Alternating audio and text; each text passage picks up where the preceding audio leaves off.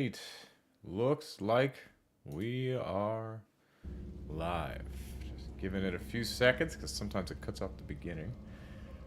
But today we are going to be talking about the Game Award nominees are complete trash by FritangaPlays. We're going to continue our samurai style dexterity run in Elden Ring. I figured this might be a good way to talk about the Game Award nominees. They just came out this week. I've got a couple opinions on it, and I've noticed across the internet, everyone else seems to have opinions on it too, as people normally do. So hopefully this video will give me a way to explain it, and then we can hear some interesting opinions on it. Without further ado, let's just jump into it, huh? That little smile he has? That is years of training. It's years of training on Jeff Keighley's smile. I know that I don't know what Angry Joe was actually talking about. I assume that was an edited clip from Angry Joe. But sorry, my little light here just got way brighter. I don't know why that is. I'm not thrilled about it, but it's a little bit blinding for me, but that's okay. We'll figure it out. Yeah, so we're already claiming that Jeff Keighley has a fake smile, which is interesting. Okay, now my light went off. So, you know, we're starting off good. The light is off, on, we're not sure. Oh, good. I'm already really happy with that product. Don't buy that ring light that exists, apparently. You know what? I'm fine. I'm fine with just keeping it off. It's fine. It's fine. Tried to brighten up my face a little bit, but it's fine. We'll just do what we already been doing. Anyway, yeah. I don't know. Jeff seems a little bit more genuine than having a trained smile, but maybe I'm wrong. Yeah. Aren't you guys excited? The biggest product placement of the year is right around the corner. I will agree that the Game Awards, I think Jeff is genuine. Jeff Keighley is like the guy who runs the Game Awards. He's pretty much responsible for like all of it. I think he is genuine in his desire to actually make it a nice thing, but we've all seen the memes with like the Schick Hydro Man and all that stuff. Actually, I just got an error popped up in the little YouTube studio control panel. Let me just double check, make sure I even am live. Sorry about this. This is not going to be... Okay, it does say I'm live, so we're good. Good. Sorry about that. I don't know why the YouTube control panel is not working, but I'll figure that out another time. Yeah, I think Jeff is genuine in his want to actually make a nice show, but we've all seen like the Schick Hydro Man and like some of the advertisements that we gotta do. Maybe I'm being too nice to Jeff. I haven't met him myself, but I would guess that it's for a love of gaming. It really does seem that way. But there is a lot of product placement. All the trailers. It is weird that like they make time for trailers and then be like, oh yeah, while that trailer was playing, we came out with like 30 freaking 30 different awards that we're not really going to talk about. So it's weird that like sometimes the award and celebration part of it is just overtaken by the trailer part of it.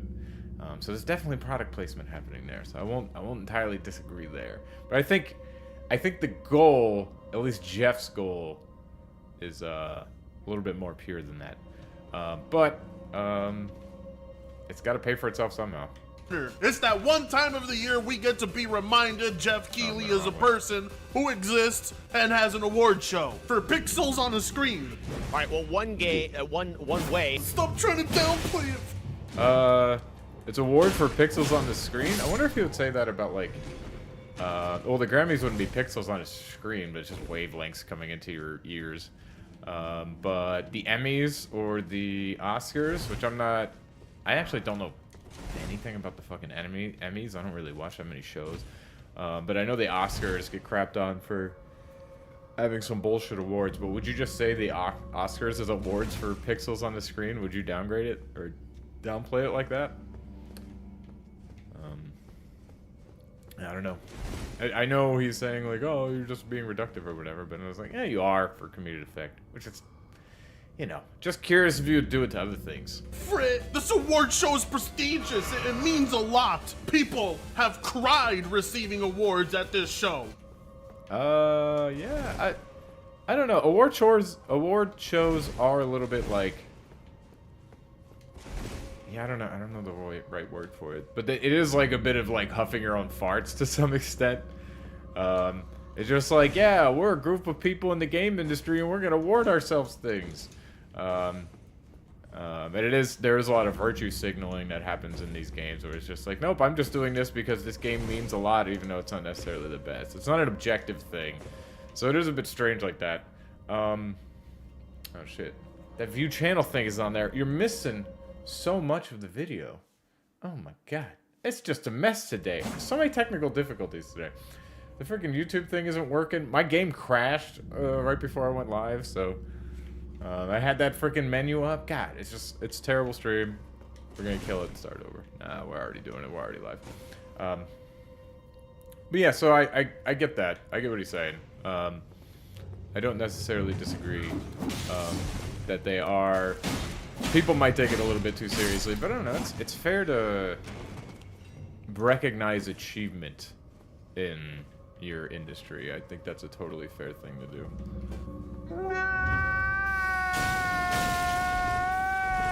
Stepped on the trap. Great. That makes me totally want to watch it even more now. I don't get enough pompous ass people crying on stage at the Emmys or the Oscars. No. Yeah, well, the Emmys and the Oscars don't cover games. So yeah, I don't know. It's a weird thing. And just like, oh, we're adding more. It's just like, yeah, because we don't have the same thing for games. That's why we have more. Man, this freaking thing hits like a truck. Bloody slash. So good. Yeah, I don't, like, just because there's other things in a similar vein that you don't like doesn't mean this thing shouldn't exist, right? Seems like a bit of a... I mean, if you just... Yeah, if you don't like award shows, I'll watch them. I don't know. Seems easy enough to me. Oh, not enough. We got to get more of that. And it has to happen for video games. You know, just like last year when the God of War voice actor was on stage for 20 minutes thanking everybody. That got me so pumped for the 2023 Game Awards. I haven't actually watched the VGA. I always, I pay attention to what's nominated and who actually wins, but I don't watch it because I actually don't really care about award shows that much. I'm interested in the awards, but not the actual show. Like I like picking my own game of the year. Not that I do it all the time, but like I don't know. It's a fun concept to talk about. Just be like, hey, what's actually like the best thing that came out this year? I don't know. That seems like a fun concept to me. But I don't actually care about the award. So like, does seeing him talk about that like get me hyped for next year? I don't know. But like, especially a voice actor like him, like Kratos' voice actor, like I have no idea who that guy is. I don't know anything about him other than he's Kratos. So like, it seems fair to just be like, hey, we've got a voice actor who you literally can't see his face. Like, I don't know how much of his Kratos' face is based on him, but I don't think it's much. I could be wrong on that. But isn't it fair to give him his time in the spotlight? Like, that seems nice. I don't know. It's like, would you be upset that, like, Andy Serkis, who played, like, Gollum and Caesar and a few other things, King Kong, shit like that, would you be upset that, like, people will also be like, hey, we want to show him off because he did a great fucking job. So we want people to see him, and so he can get a little bit more recognition because it's really hard to recognize him in the role because you literally don't see him. I don't know. That seems fair to me. It seems a little bit odd to just be insulting the Game Awards for trying to give a face to somewhat faceless people. All right, what do we got here? Oh, this is a helmet? Okay. That's a heavy load. It is really good. I don't know if I care that much about trying to figure this out right now. What else do we got here? Can we lower something a little bit? I'll go down to medium load. How much worse is that? Significantly worse in a lot of ways. What about this?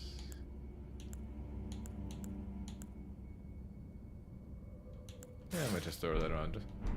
Yeah, we're just gonna change it up. We got the mirror helm on, you know. We're doing all right. Yeah, it's fine. I can't wait to see how they waste our time. Those emotional speech. If you think it's a waste of time, just don't watch it. I actually think the show is a bit of a waste of time for me personally. It's not a waste of time, period. If you're interested, watch it. If you're not interested, don't watch it. The market will speak. But yeah, I think watching the show is a bit of a waste of time, so I don't really complain about it being a waste of time. I don't know. Yeah. I mean, it's fair to criticize it if you're really interested in it. It's fair to criticize the thing and be like, hey, I want to make this better. But it sounds like, based on what this dude is saying, where he's talking about the pompous people, he doesn't get that enough from the enemies. It sounds like he just doesn't like award shows in general. He thinks they're a waste of time, period. So it's interesting that you would insult it for being a thing that you just don't even like in the first place. Like, if I don't really like strategy games that much. I play a little Civ, but I don't really like strategy games that much. So I'm not gonna go around telling you that, I don't know, fucking Age of Empires or something sucks because it's got strategy elements in it. Does that make sense for me to do that? Probably not. Like, I'm not just gonna be like, oh, it's a waste of time and the combat is boring or whatever. Like, for the reasons that I don't like strategy games. I just keep running into them fucking traps. I'm an idiot. But I'm not really gonna run around doing that because it doesn't make sense. I don't care about the strategy game, so I'm not really gonna talk about it. So yeah, just the whole concept of this already seems a little odd to me. Are just the best. I love them. No, I'm not crying on the inside knowing I have to watch this award show in a couple of weeks. You have to watch the award show. Yeah, it's not an obligation. Just don't watch it. It's okay. You can easily not watch it. I do it every year. I haven't watched one of them. I've seen clips, like the kid that was on stage forever or whatever. That was a funny clip. And I've seen the Chick Hydra Man, and I don't know, there's some other meme thing. So I've seen clips, but I don't watch it either. So why do you feel like you have to watch it? It seems like he's just complaining about it like, oh, do you feel like you... This is a thing that a lot of YouTubers seem to, like, do a lot. Where they're just like, I didn't want to have to make a video on this. I don't want to have to watch this. I was like, you don't have to anything. You have to, like, eat and breathe and sleep. Like, you don't have to do any of this other shit that people claim they have to do. So, yeah, it seems like he's just got a hatred for it because he feels like he has to. I don't know if it's like... You feel like you got to be part of the conversation or something, which you can be part of. I'm currently entering into the conversation without having watched a single one of these. I'm more interested in the nominees, which is supposedly what this video is about. So yes, I don't know why you feel like you have to. You don't have to, my dude. It's okay. It's okay. Step away. It's okay. And it's okay. Nothing is wrong with me. Nothing inside me has ruptured, knowing that these are the nominations I'm about to read you out. So let's just get on with it. Okay. Well, at least he's having a little bit of self-deprecating thing, saying, clearly it doesn't affect me when clearly it does. So, I can appreciate self-deprecating humor. As a fucking idiot myself, I appreciate self-deprecating. That joke didn't really work, but it was self-deprecating. So there you go. God damn it, I stepped on it again. I knew it was there, and I fucking stepped on it again. Because I'm bad at video games. See? Self-deprecating. And that one maybe isn't. That was just true. It's just a fact. Does it count as self-deprecating when it's just true? Probably, right? Did I really step on that again? I tried to jump over it. Yeah, I guess I'm just a fucking failure. Okay, I think I do need to just jump down here. Or is this where I'd already been? I see a dead body there, so... Yeah. There's an ogre over there. Okay, I think there's like a ladder that I missed. I think this is up like this. Yeah. Chair. I don't remember. But now, I am We'll find honored to get to the task at hand. Here are the nominees as selected by our voting jury for the Game Awards 2023. I'm curious. I don't know anything about the jury. Okay, I went the wrong way. God damn it. The jury selection process for the Game Awards. I'm mildly interested in that because, like, as nominated by a voting jury. Yeah, I don't know. It's probably not. I would guess that there is a lot of bias in the people that are chosen here. I took a look at the nominees. I don't remember every one of them. I didn't think they were horrible. There's at least one snub that when this dude goes over it, I'll talk about it. But there's at least one snub, I think, for Game of the Year. But yeah, there probably is a lot of bias in the jury itself. For Best Performance, the nominees are N-Star as Clive, Final Fantasy 16. Yeah, I didn't play it, so I don't have an opinion on that. I'm sure he did great. Cameron Monaghan as Cal Kestis, Star Wars Jedi Survivor. Yeah, I also didn't play that either. So the best performance probably is. I don't play story-heavy games, so best performance isn't gonna be one that I have a lot of opinions on, to be honest. Idris Elba as Solomon Reed, Cyberpunk 2077. Didn't play that Liberty. either.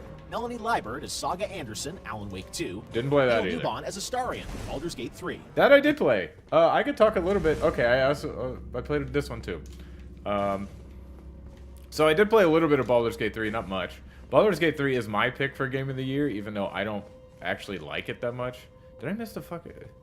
Okay, there's got to be like a ladder. I just don't remember what you're supposed to do in this damn dungeon. There's nothing down here, right? Yeah. There's probably something really obvious and stupid that I missed, but I just don't remember. I've done this dungeon before. Is it in here? No. Nothing obviously here. Did I step on it again? I didn't. Sneaky. Yeah, let's make sure. But for the... I thought Astarion... so yeah, I played only a little bit of Baldur's Gate 3. I played probably 15 hours or so of it. It's just not my type of game. It seems like a great game. I get why people love it. It's just not really my thing. That's all it is. But I thought Astarion was actually... Although I don't like his character, not because he's a bad character, I don't like his character just because he's not really my type of character. That's not really the type of character that I gravitate towards. I thought his voice acting was really good, so I could understand this being nominated. Yuri Lowenthal, I have the Platinum Trophy in Spider-Man 2, so I'm finally a real gamer here. On one of these, I'm finally got a little bit of cred. Is there a lever? Did I miss a fucking... I feel like there's just a lever somewhere that I'm just stupid and can't find. Is that it? Why am I so bad at this right now? I don't know. I am rambling while I'm doing it, though, so that's probably part of it. Yeah, Yuri Lowenthal in Spider-Man 2. I have the Platinum Trophy in that game. Pretty good game, not amazing. I thought he did good. I don't have any major complaints or anything about him. I know there's a lever behind that thing. I just don't know how the fuck I'm supposed to get over there right now. I don't think there would be anything that dumb. But yeah, I thought he did alright. I don't remember Yuri Lowenthal having like anything particularly amazing about him. So let's continue. And Yuri Lowenthal as Peter Parker, Marvel's Spider-Man 2. What? Oh no! What do you mean Yang Ye wasn't featured? What? I don't know who Yang Ye is. Hopefully we learn who that is. Good. Thank you. The voice of Kiryu is not on this list. How dare There it they? is. The nerve of Jeff to nominate Idris Elba but not Yang Yi? How is it possible that Yang Yi wasn't even taken into consideration? Unless he sucks. What? No. Which it couldn't be, no. It couldn't be that Yang sucks. Okay, I'm struggling in two ways. I don't know what the hell I'm supposed to do here. I feel really stupid about that. I've done this dungeon before, and I remember getting confused before. There's something really obvious, I'm sure, that I'm just missing. Like, there's gotta be, like, a lever or something that I missed, right? I'm struggling with that. I also have no idea what this dude is talking about. Not that what he's saying is nonsense. I just truly have no idea what he's talking about. I'm not familiar with this Yang Yi person or whatever. There's gotta be just something really obvious that I'm fucking missing. We did that. Did that, yeah. Is it down here? Is there a lever down here or something? No. Oh my god. I am mightily struggling with this. What the hell? If anyone was watching, they would think I was stupid. Probably.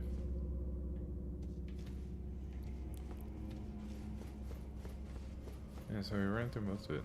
So I don't know who the... Well, okay, so I can drop down here, right? That's probably it. I probably just need to drop down here. I don't know what the hell all the other shit did for me. But I can drop down here. Maybe I was supposed to drop down here first? I don't know. Well, I'll drop down there and we'll figure this thing out. Right, because this is that's where I was. Yep, okay. Fine. We'll drop down there, I guess. Cool. Yeah, let's go down there and drop down and kill this ogre dude.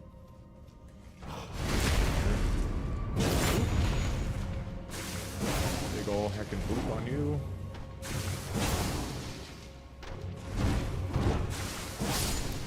Got him. God. Okay. So yeah, so let's figure out who the hell Yang Yi is. Maybe I just don't know voice actors very well. Maybe that's my problem. No! Well, anyways, I mean, other than Idris Elba, who's basically like the coolest man on earth, none of the voice actors here come close to the performance of Yang Yi as Kiryu. I mean, by God, his Baka Mitai performance. Tell me what this is from! That's, maybe he's just like, maybe his audience is really into whatever game series he's talking about, but I have no idea what you're talking about, dude. You gotta tell me, what's a Kiryu? Who is that? Just tell me who it's from, I just wanna know. There's a pretty good chance I haven't played the game that he's talking about, but I just wanna know. Just so I can at least have a frame of reference. What the hell are you talking about? Please tell me. Is easily one of the most memorable performances of the year. I'm such a mess. Oh, is it there's a Yakuza game that came out this year, right? Would that be it? Is that what he's talking about? Okay, let's make sure we don't step on any traps. I don't see any currently. Okay. Another fucking ogre, so I'm gonna be taking a lot of damage. Is there any of those dudes? Let's just get the ogre to come here. Oh, he's already dying. Interesting. Oh, actually, I need... Yep. Bop. Oh, he killed me! Ah, oh, bad. That's okay. Yeah, I guess it was from a Yakuza game or something. I'm lost.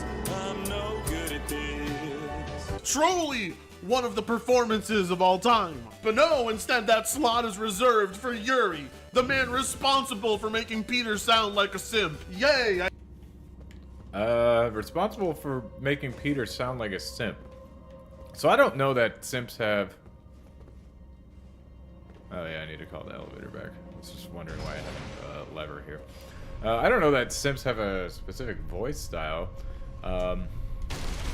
So if you're talking about actual, like, simpery, wouldn't that be in the lines? And then wouldn't it be the responsibility of the writers and not the voice actor? I love this awards show. We're off to a great start. For Best Ongoing Game, the nominees are Apex Legends, Cyberpunk 2077, Final Fantasy... Yeah, Cyberpunk being in there is, it makes me question what a ongoing game even is. Because I wouldn't consider just having an expansion to a single-player game an ongoing game. That's one of the issues I have with awards in general, although I don't mind the concept. But, like, the categories are really, like, strange, I guess. Like, what is an ongoing game? What even is an indie game anymore? There's an indie game, I think, on the indie games list that's, like, made by a major publisher. So it's like, what the hell is even an indie game anymore? So yes, I don't know. That Cyberpunk isn't my definition of an ongoing game, definitely. Because then it would be like, okay, is Elden Ring, I think, is going to come out with a DLC soon. That's why I'm playing it. Is that an ongoing game if it has a DLC? Like, I don't think so. There's been just updates to it here and there. Are just updates, like balance updates and stuff to this game? Would that be making an ongoing game? I don't know that anybody really would say that. Seems like an odd statement, so... Okay, we got him. He still got me? You're dead now. Haha. I'm better than you. Okay, I think there's another guy over there, but I don't really care that much. I'm gonna keep moving. But yeah, the categories are strange in this thing. Fantasy 14, Fortnite, Genshin Impact. Huh? How does this category work exactly, Jeff? Cyberpunk an ongoing game? Why? Just because it got a DLC? Hey, look, we got an agreement here. It doesn't make a lot of sense. I agree. FritangaPlays. I don't know what an ongoing game is either, based on these games. The expansion? I mean, I guess, but I figured an ongoing game would imply a live service game. Why don't you just call the category? It also, well, I don't know exactly what a live service is. Like, I would consider a lot of fighting games ongoing games because they just constantly get DLC characters and stuff. But what would you call those a live service? Like a Street Fighter 6 a live service? Probably not. Or it's like I don't know the actual definition of live services anymore. I kind of get what people are saying when they say it, but I don't know what when push comes to shove and we need to figure out what are all the live service games that are in contention. I don't know if I have a strict definition of it, or I don't know if there even is one. He got me? That didn't feel right, but all right. Okay. So, do a little drinkies, a little slashies, and do a little dies. Alright, page ashes. Let's go. Yeah, so I don't know if it has to be a live service game, but I think it has to at least get consistent, like, game-changing updates. If that's all that a live service game is, then I agree with it.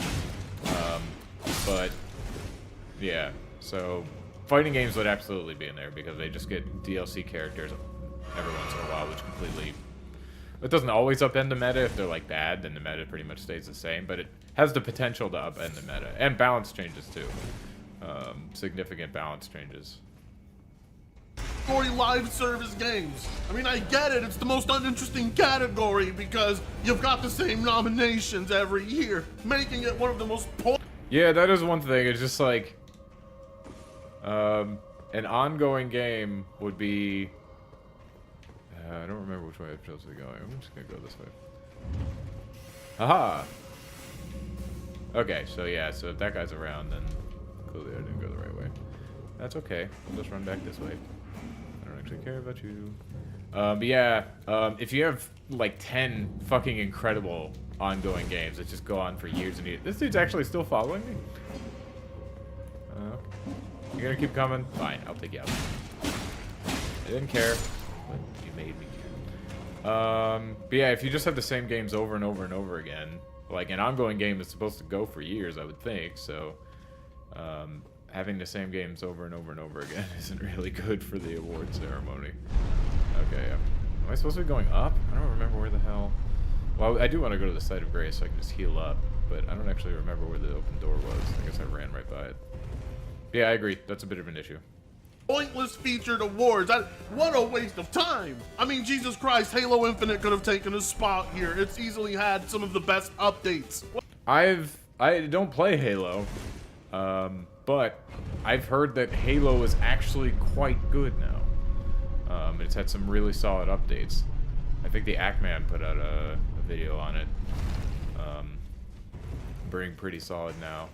Unfortunately, they didn't. It might be too little too late. I'm sort of rooting for Halo, because although it used to be the top of the game, it's now like kind of the underdog, which is a bit strange, but you know, it is what it is. But yeah, I've heard Halo is really good, so maybe Halo should get a nod there. But yeah, it's not really clear what the criteria are. Yeah, you're gonna send out your boots. I don't all of them. God.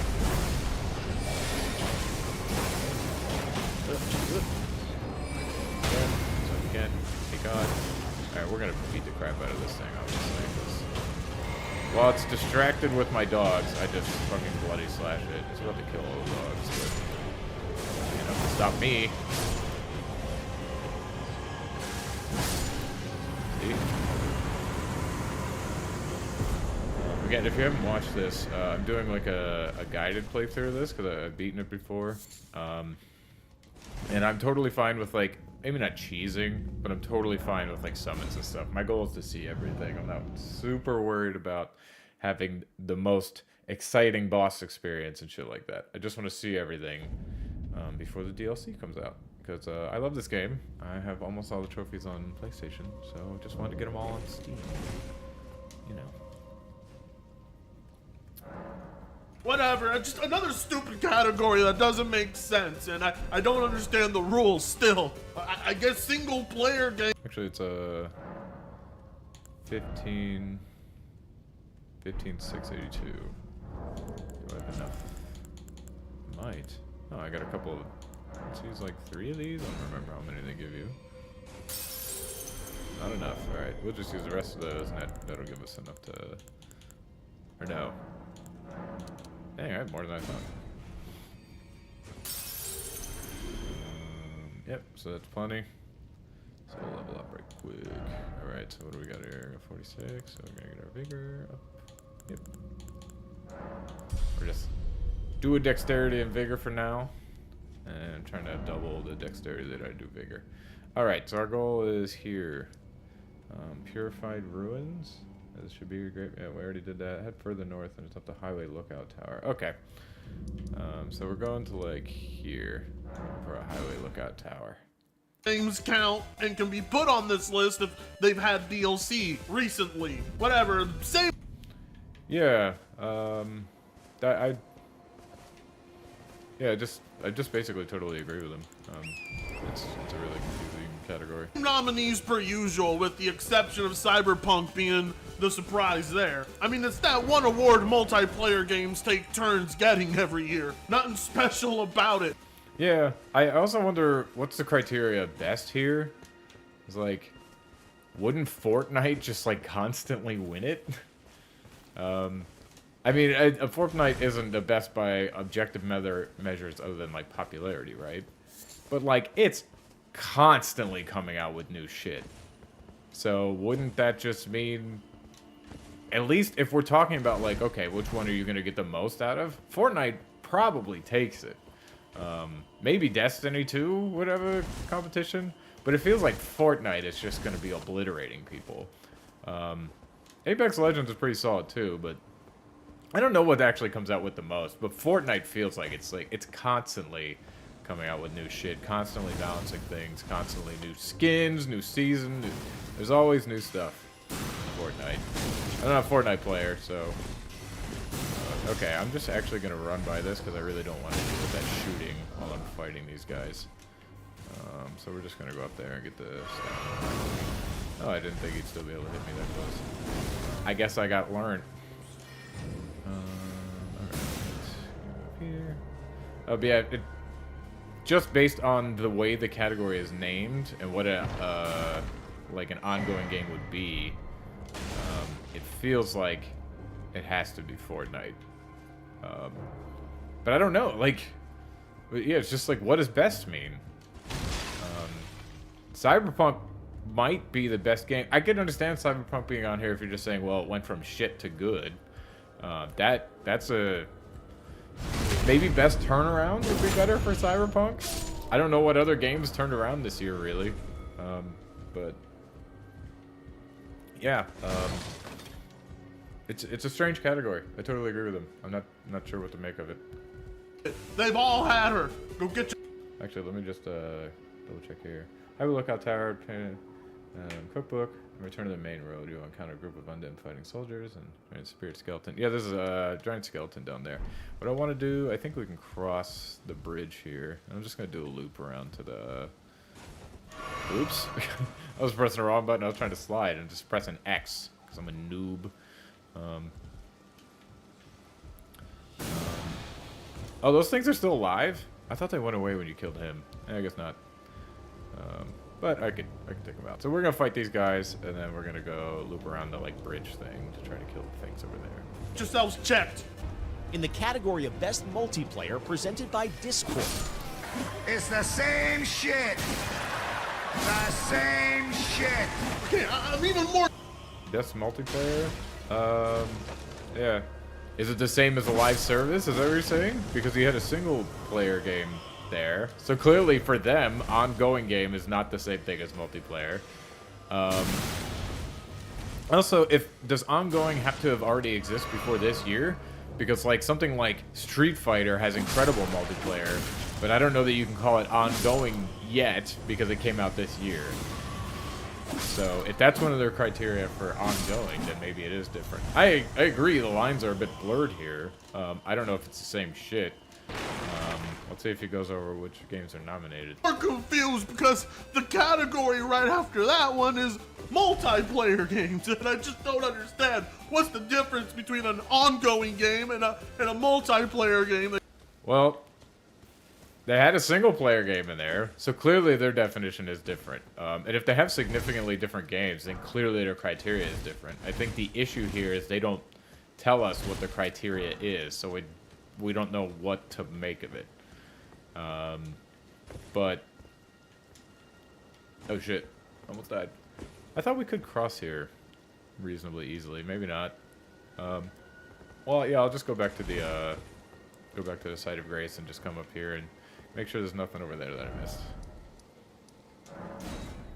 But yeah, but clearly there's a criteria difference. I agree it's not clear what it is, but there clearly is one, because Cyberpunk would not be in multiplayer games. Like it's updates or, a live service game. I don't understand. Well, how does this work? Do we just create categories like ongoing and separate them from multiplayer so we can include more games so more people get awards? Yeah, it does feel like there's a bunch of games that are, or a bunch of categories that are there just so we can kind of pad. Like, I think, I don't remember all of them, but like, there's one that's like games for change or something like that, which I guess could be important, but it's just like, hey, these games might not be good at all, but we think they have an important message, which, I'm a bit mixed on that. I don't know that I mean, it's, yeah, I don't know, but yeah, maybe. I wouldn't be surprised if they do that. You also got to pad out that runtime, make people watch. So, the more categories you have, the wider of an audience you should have, technically, right? Because of like, you just play your RPGs, but then you don't have an RPG category. When you add an RPG category, that you have now added people who play RPGs to your potential audience, right?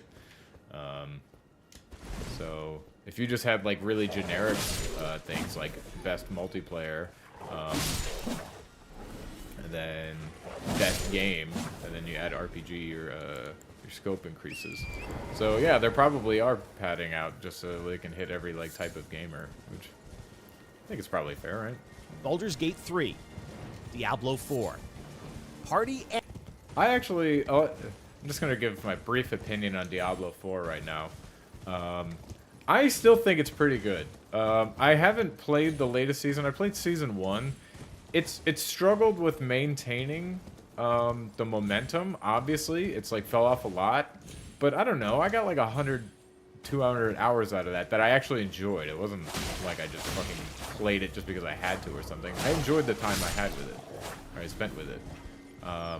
So I think there's a bit of an unfairness with Diablo happening right now. where people just claim like, oh, it's fucking terrible, even though they played hours and hours and hours of it. Why can I not check my map? I really want to check the map because I want to see. Is this? Maybe it's because these guys are here. I wanted to see if I was heading like away from the quest thing that I'm following. I'll just die. Thank you. Or if I was just heading to a dead end. I thought I was heading to a dead end, like where those rocks met, but maybe I'm misunderstanding. Okay, yeah, I can do it now. Okay, so the bridge was there. Yeah, so I've already passed it. This is a bigger trail than I thought it was. Okay, got it. So I'll just go up here. Make sure there's nothing that we care about. On our spectral steed. I guess not. I guess we'll just whistle and nothing will happen this time. Animals, Street Fighter 6, and Super Mario Bros. Wonder. Yeah, I don't know anything about one of those games. My pick for this would definitely be Street Fighter 6. I think Street Fighter is a very good game, and it's very well recognized by the fighting game community as really good. At least as far as I've seen.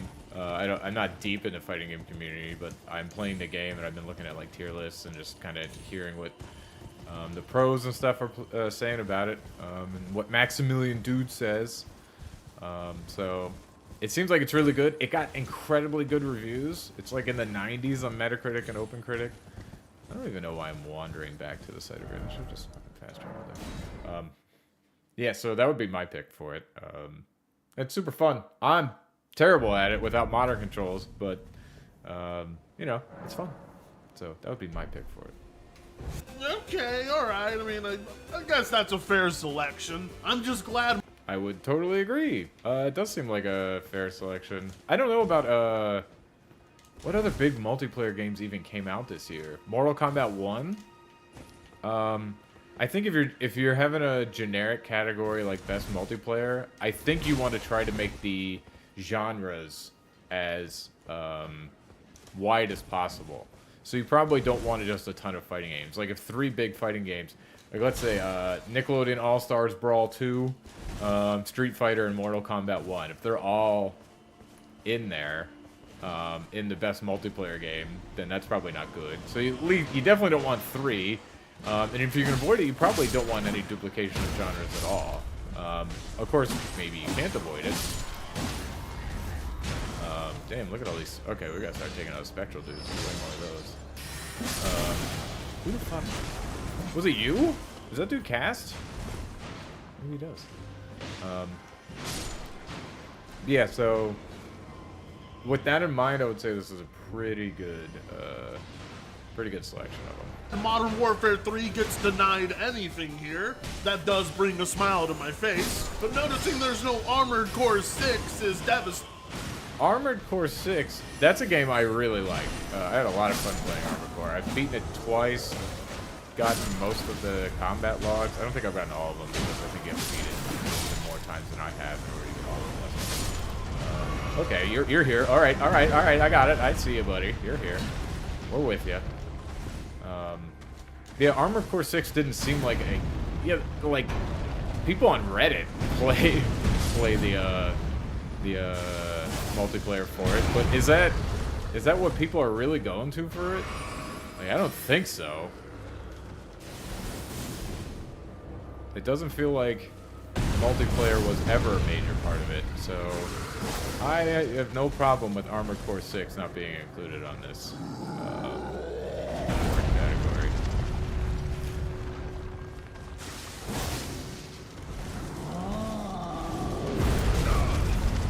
He still got me with the like aftershocks, so that's okay.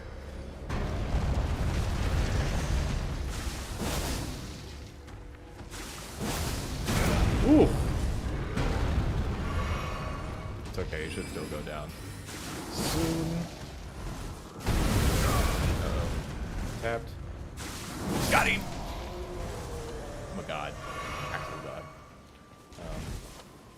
Yeah, it says error, but I got one viewer and one view, so I guess my little thing is working. But yeah, I definitely I don't feel like Armored Core 6 got snubbed from this category at all. The multiplayer is not like some huge part of it or anything. Like, is there even a way to like rank or anything? I haven't actually played the multiplayer because I've made builds, but I've made them for beating levels, not really for fighting people. So I don't know. Like, is there even like a ranking system or anything like that? You need a way to truly support multiplayer, and like a reason to keep coming back to it in order if you have it. So I don't. It doesn't feel like it should go here. Alright, so Spirit Skeleton, you can fight them or run by. Destination at Gate Town Bridge, Site of Grace. Alright, so we're just gonna keep going up this way. Stating because Armored Core 6 has excellent PvP. I'm also surprised Forza doesn't get put on the list here.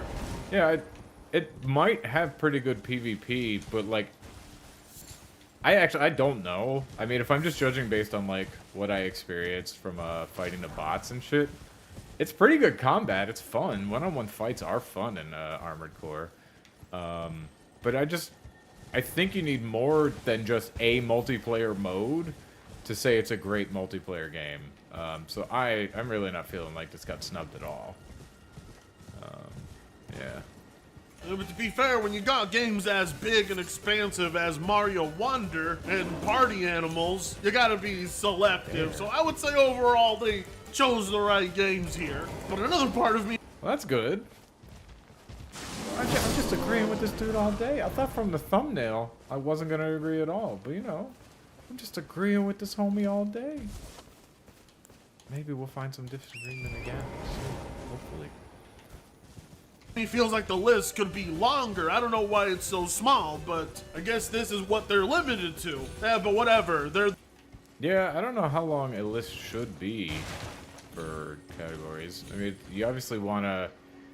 It is prestigious to even be nominated, so you don't want to just make it, here's all of the... Oh, there's a Site of Grace over there. Like, here's all of the potential things. All of the potential games who qualify at all are going to be nominated. Like, that's... You don't want to be there. So I don't know how many you want it to have. But... I don't know, maybe what was it, 5 or 6? That seems like a fair number to me. That's a lot. I mean, how many, like, great multiplayer games actually came out this year? Probably 5, if not less. So, you know, I think it's fair. The wisest pick so far, I would say. The nominees for Best Art Direction are Alan Wake 2, Hi-Fi Rush, Hi-Fi Rush. I played it for a few hours, probably 5 hours or so, just because it was on Game Pass. That has excellent art direction. I haven't played Alan Wake. I've seen a bit of it just because I was curious, because it's so highly rated. It just doesn't seem like my type of game. But Hi-Fi Rush has an excellent art direction and excellent music, too. Let's see. Hayata's third location is by the Site of Grace, but you won't find an extra beauty. Oh, is that the one I... Yeah, Gate Town Bridge. Oh, okay, so Hayata's near here? Okay, well, let's see if I can find her. Yeah, Hi-Fi Rush, excellent art direction.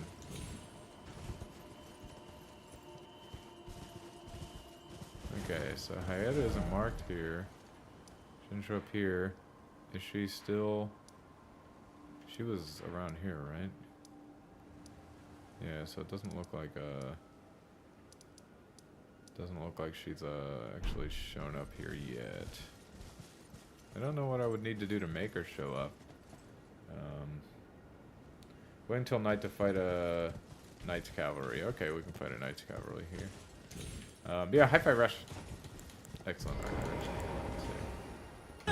Lies of P, Super Mario Brothers Wonder.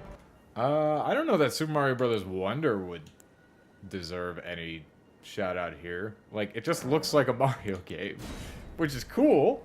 Mario was groundbreaking. I don't know if it is anymore. Like, you can't give Super Mario Brothers Wonder credit for something that its previous games did. I don't know, maybe, I don't know, it's a weird one, because it's just like, if we have one art style that's just oh, there she is. That's just existed for, like, ever, And if a game does it really well, it's probably fair to put it in there, I guess. Would you donate But I don't know. when It just I eat? Mario's come Hello? so Would you donate when I eat one of the- ubiquitous that I just don't know that it's useful to put it in there, though. I think there's another spot, another game that you could have take that spot, probably. But Lives of P has great art style too. Right now, based on these, I would, or I don't know if we're done yet. But based on the ones we've seen so far, I would pick either. And The Legend of Zelda. I wouldn't pick Legend of Zelda. It looks good, but I don't know. It's nothing that exciting. I would pick either Hi-Fi Rush or Lies of P. Alan Wake does seem like an interesting choice, though. Tears of the Kingdom. Oh, there we go! There we go! Just when I thought...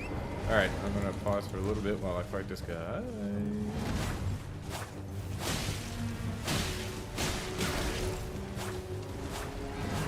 I hate trees in this game, man. I get stuck on them so much. Trees and, like, graves. Okay, yeah, I keep getting just stuck on stuff. Okay, let's get you a little bit farther away. A little drinky poo.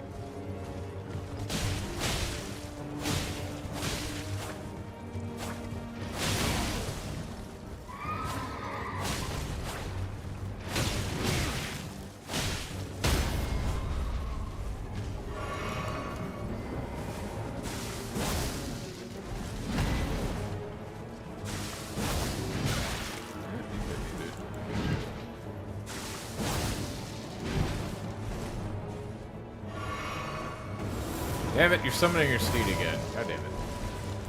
Should've just kept up the attack. Uh-oh, uh-oh, uh-oh, uh-oh, uh-oh. That is no fun at all. Do we have an easy way to get back up? One of those little launch pads, maybe? Oh, we can probably just follow this up, right? Hopefully he doesn't heal or something stupid. Because I definitely did not mean to run away from him. Alright, we're going back up. Let's get him! We can get him. I believe in us. Where you at, bruh? Don't run from me. I accidentally ran from you. But do not run from me. Okay, there he is. Tell me. Yes, you're still hurt. Good. Good, Anakin.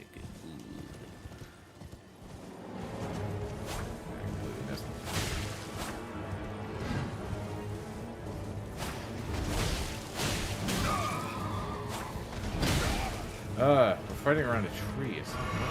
Alright, come on, come on. Come to the more open area. Where you will die.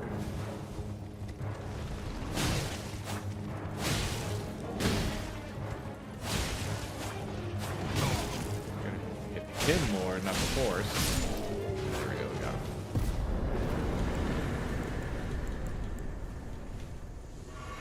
Am a god. Ash of War, spear. Nice spear.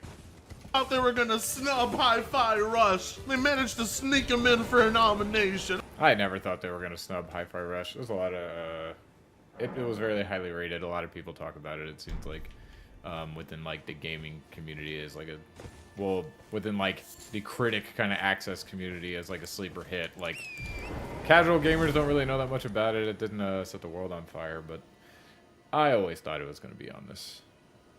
Backtrack to Leone, have a north and head for the east from the slopes until you come. Yep. Okay. So yeah, they want us to go up. Yeah. Cool. We'll get it done.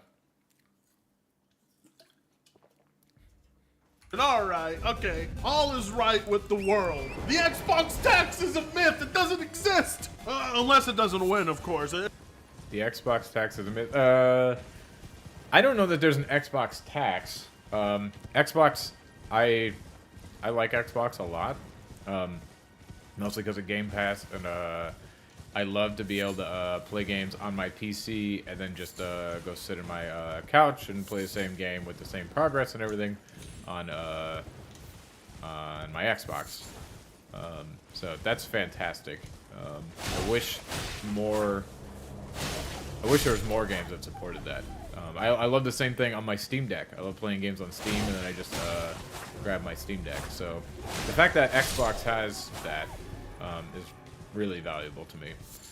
I guess I suppose the same thing could be said if I was if I had multiple PlayStations, you could still do that. But it's just not like the reason I play games on my PC is for really high fidelity and like higher frame rates and all that shit. So having multiple PlayStations doesn't really do that. And I suppose I could have a PC set up on my TV, but I don't know, it's just not as good.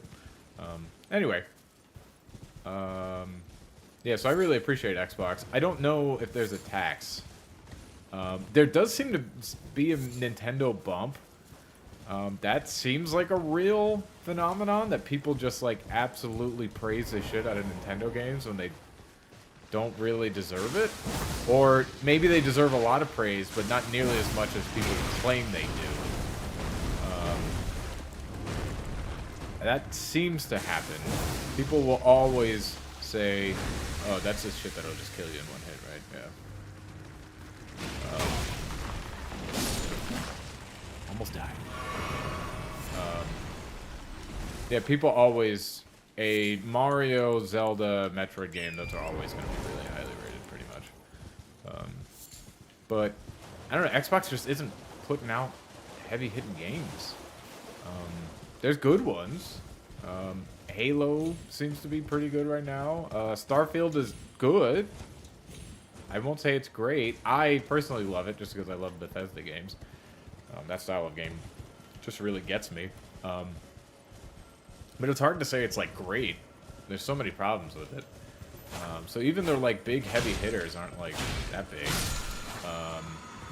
They now own Activision Blizzard, but Modern Warfare 3 apparently sucks. I'm not a big Call of Duty guy, but the word on the street is that thing sucks. And Blizzard isn't anything like what they used to be, so I don't know. I don't know about this Xbox task. I will say, like, Sony seems to get... I don't know if it's a bump, but Sony just makes the games that every reviewer wants is going to highly rate. They just figured that out. The third-person, reasonably heavy story-based action game. Okay, you're going to disappear while I'm winding that up. That's okay. Yes, the beast eye quivers, I know. Yeah, I don't know about an Xbox task. Or, tax. Where is... Actual, oh my god, you're way the hell up there? Jesus. Yeah, let's just, get on in your swamp, my dude. Go back to your swamp. What are you doing in my swamp?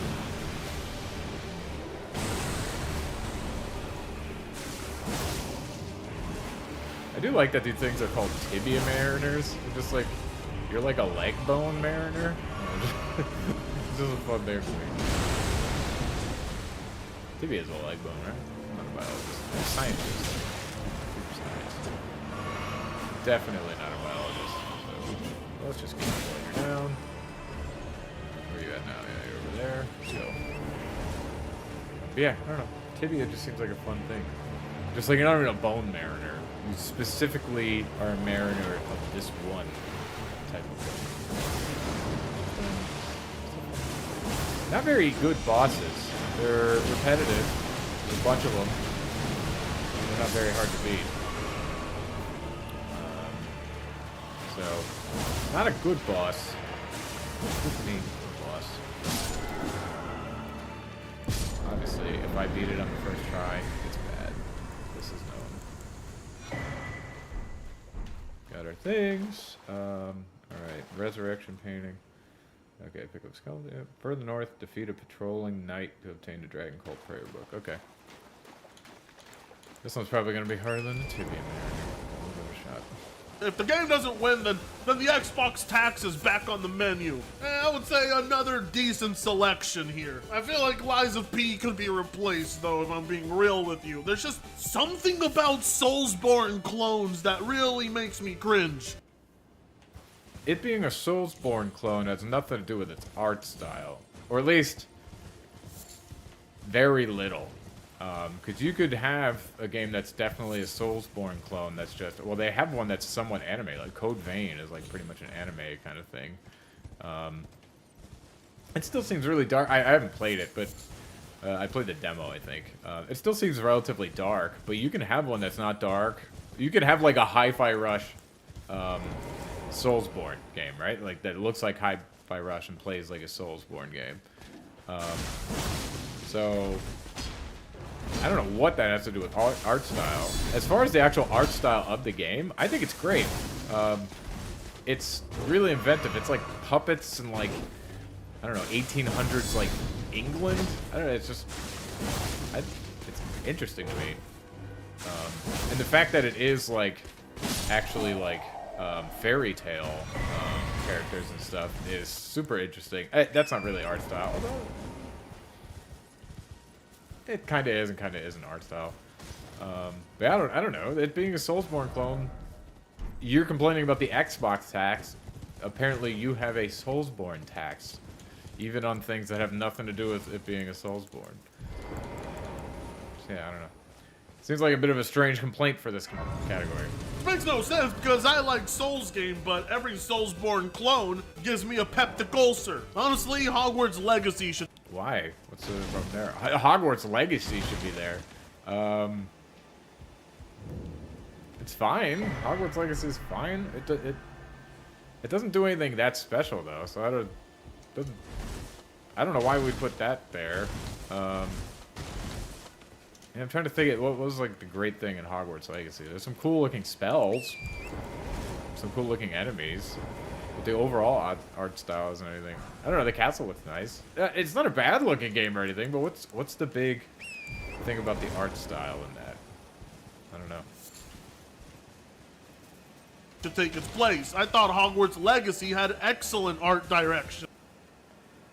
Let's see. Resurrection Pink loot a smithing stone from a corpse. Yeah.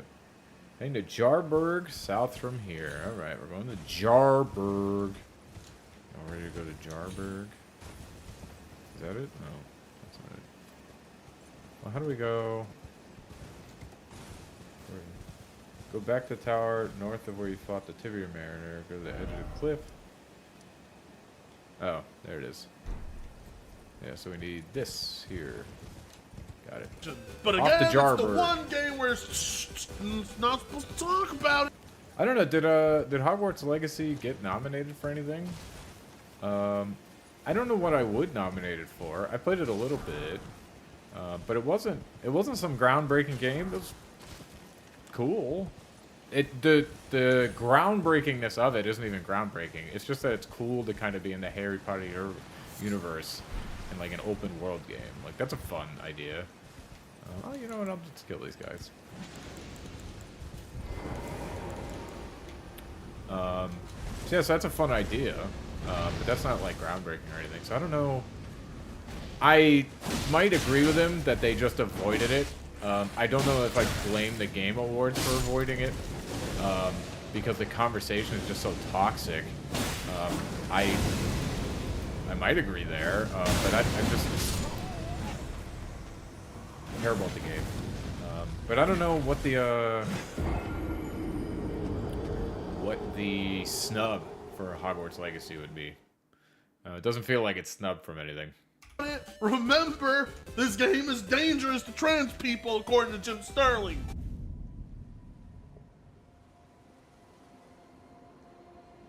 Yeah, that's a big thing going on right now. Well, not right now, but when it came out, and I'm sure it would just reignite it. People would probably boycott the thing. Although it worked out well for Hogwarts Legacy, sold like hotcakes.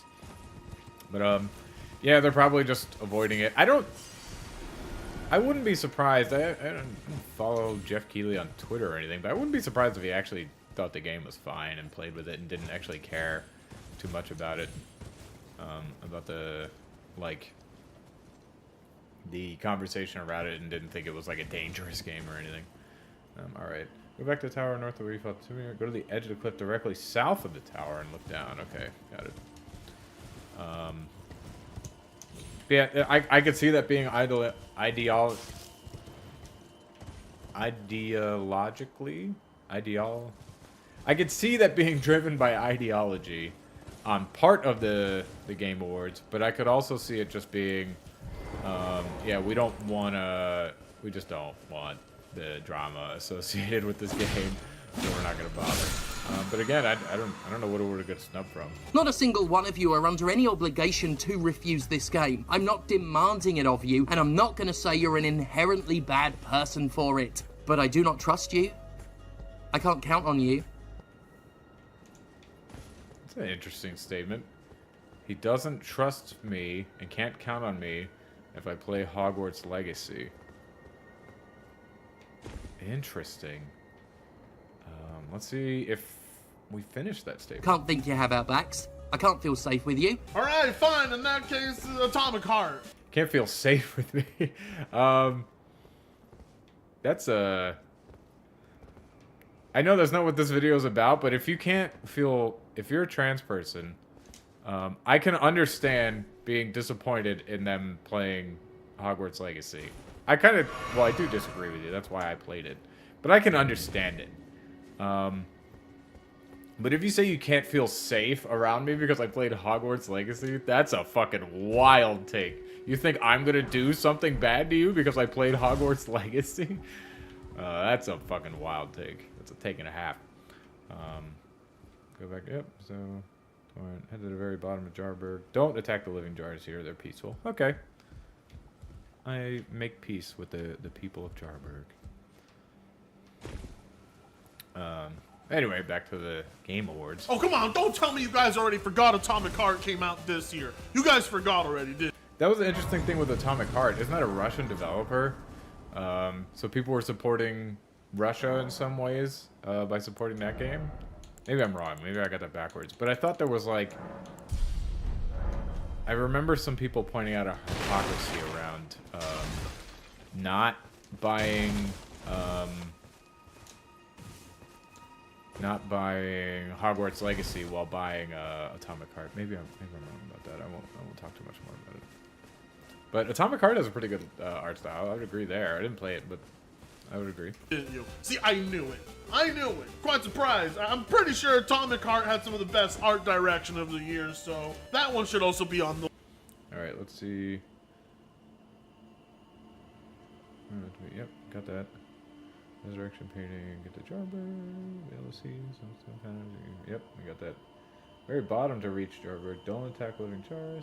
Speak to Jar Baron, the little jar sitting at the edge of the stone structure to start the quest. Okay.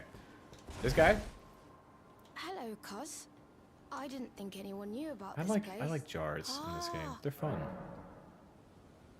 Gosh, Sure. it's not easy. I know. I don't know what it's any of just this crap means, but yeah, I'll do it. Look at that. Nice. You need slick, slidey hands to be. I'm sorry, cuz. What a shame. Okay. Keep exhausting his dialogue and reload an area until he talks about Alexander not Don't look returning so. to We the can still game. come back and. Don't look so. We can still come back and visit. Okay. I guess we'll reload the area. As the quest says. the list. But whatever, I guess overall, it's not a bad selection. Mostly what I expected. Yeah, there's always going to be ones that are missed if you limit it. It's just kind of the nature of the beast.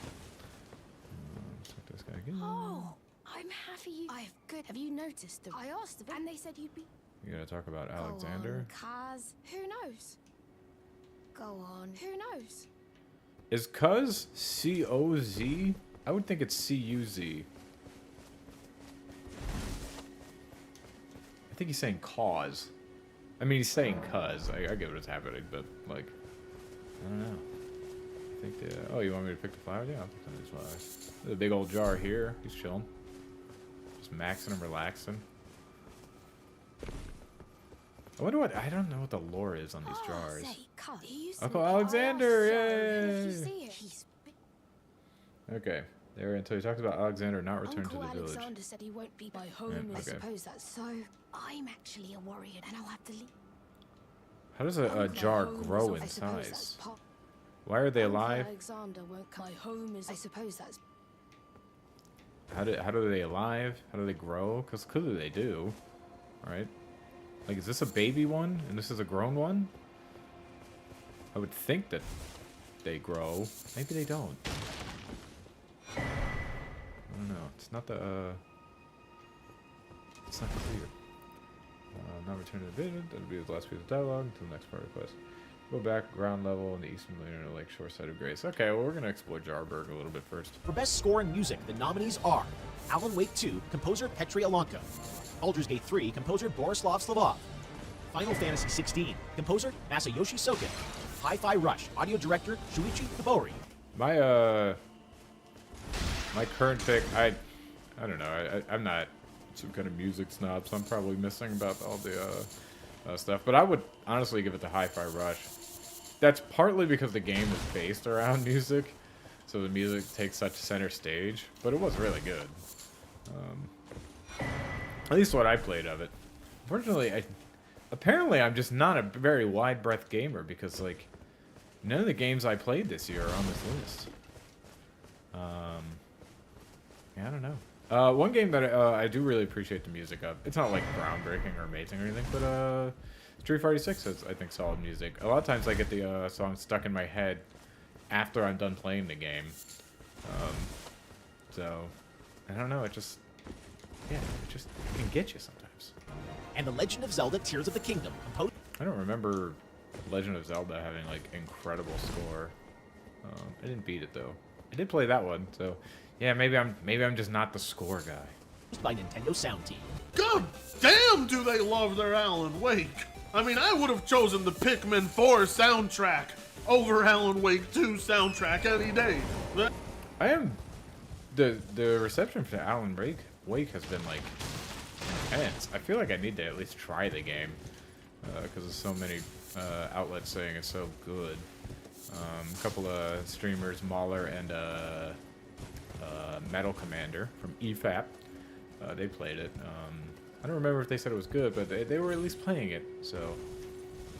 Wow, so... I might have to give that one a go. But yeah, I agree. I was surprised how much Alan Wake showed up here, but it looks like it's just doing really well. Okay, so the eastern Liurnia Lakeshore side of Grace. So we got Jarberg.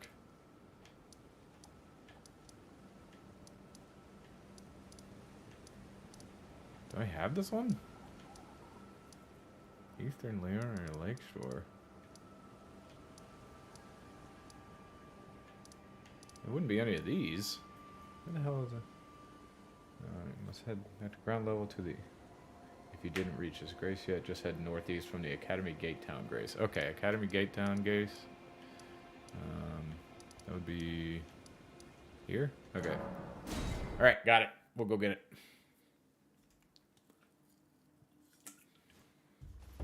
Hey, you know, whatever, the 120 people that they selected really like Alan Wake, so Alan Wake's on... Is it 120 people? Yeah, it's probably just like famous or relatively big game reviewers. Or you got your IGN people, your GameSpot people, Game Informer, I guess. Is that even a thing? I don't even know. Giant Bomb, Kind of Funny, whoever the hell else. Yeah, it's probably just those people, right? On that list, whatever. That is one thing. We haven't gotten to Game of the Year. I'll talk about the game that I thought was snubbed there. But yeah, there does just seem to be like a bias toward, yeah, the story-driven games. Or just everyone considers them groundbreaking. You got to have your open-world game, or you got to have your third-person story-driven game.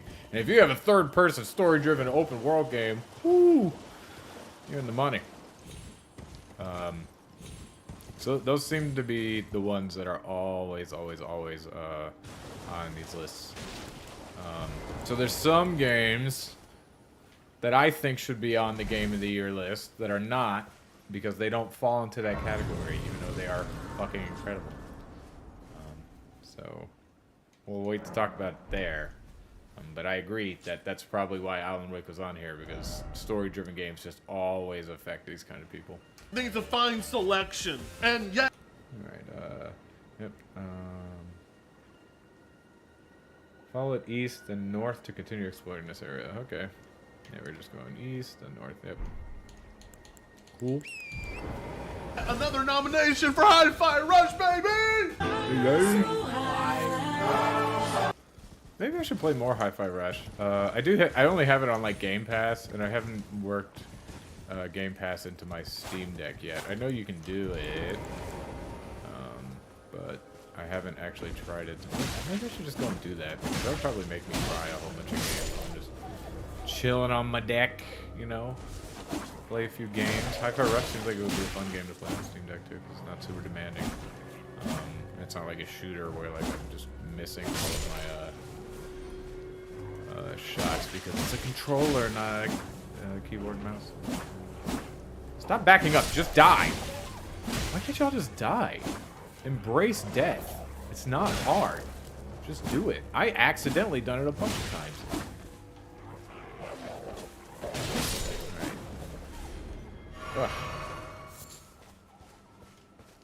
Alright. The best audio design nominees are Alan Wake 2. What's a... Okay. Yeah, so let's talk about the best audio design versus music. So audio design would be in-game audio, whereas music is obviously not in-game audio. It's like... Is it called diegetic when it's in the game, and it's non-diegetic when you just hear it? Or in the game or movie? Is that what it is? So, but I wonder, could you call... like, if you have music that, like, fades in and out, like Hi-Fi Rush changes the music based on how well you're doing, right? I think Hi-Fi Rush does that. I know there are games that definitely do that, like, what's that, there's, like, a couple of shooters that are metal. I can't remember. Maybe it's Metal Hellsinger? Is that it? I don't know. There's a couple of shooters that are based on metal music, and you want to time your shots with the beat of the music. So would you call that really good music, or would you call that really good audio design, or is it both? It's probably both, right? So I wonder if...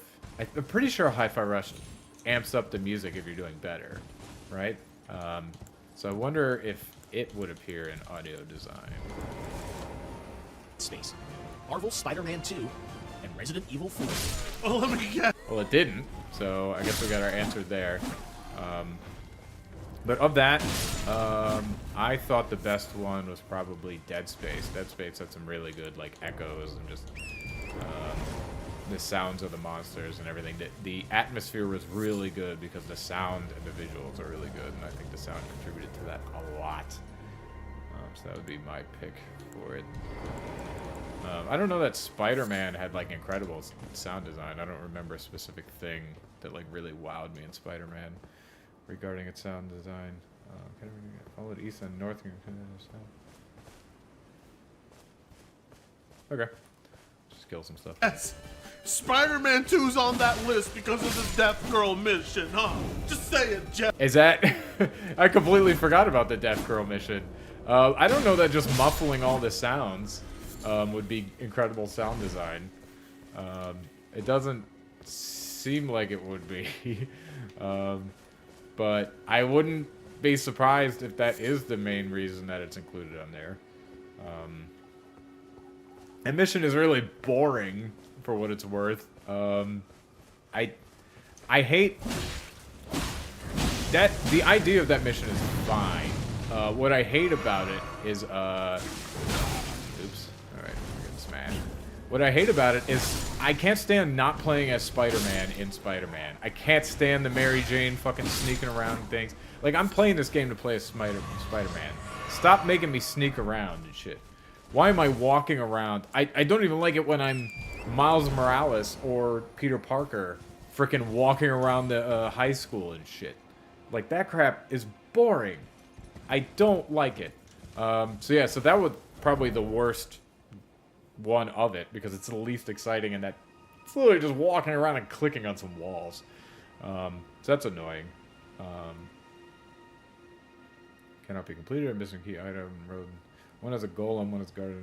We'll go there later. Okay, take the other path of the slopes. Got it.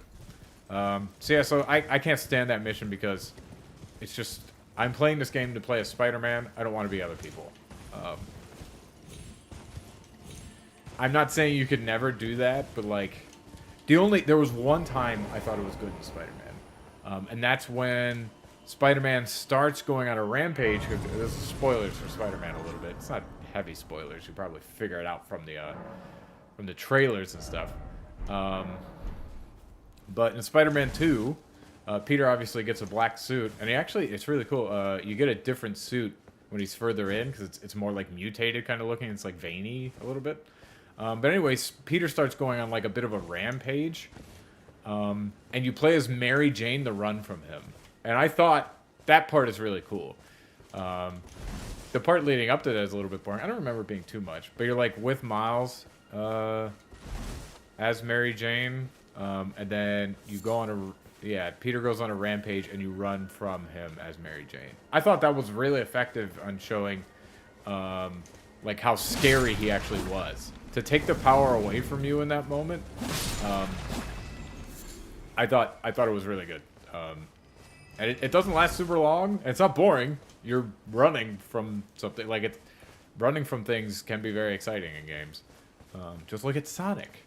You run from a damn whale in Sonic Adventure. And you run from a truck at the beginning of Sonic Adventure 2 Battle. But yeah, that was the only time I thought not being Spider-Man and Spider-Man was good. Yeah, but I don't know. Sorry, I'm fucking dying. The flame people are getting me. Yeah, if Spider-Man gets the sound design entirely for the dev level, I think that's a bit weird, because it's not, it's just, they muffled it. They just muffled the sounds that were already there. That's not some incredible thing. And it also isn't much of the game. It's like a 10-minute freaking level. So, or mission, rather. So, yeah, Spider-Man seems like an odd inclusion here. Yeah, Spider-Man 2's on the list because of the Death Girl mission. And that's it. Alright, let me just make sure. Yeah, Flame Cleanse Me. Enemies here. The chances. Church of Vows. Okay. Yeah, we've already been there, but no, we don't want to do that. But we're just gonna head there. So we'll keep on trucking along. Because other than that, that soundtrack is completely forgettable. The sound design. Well, yeah, we're on the soundtrack.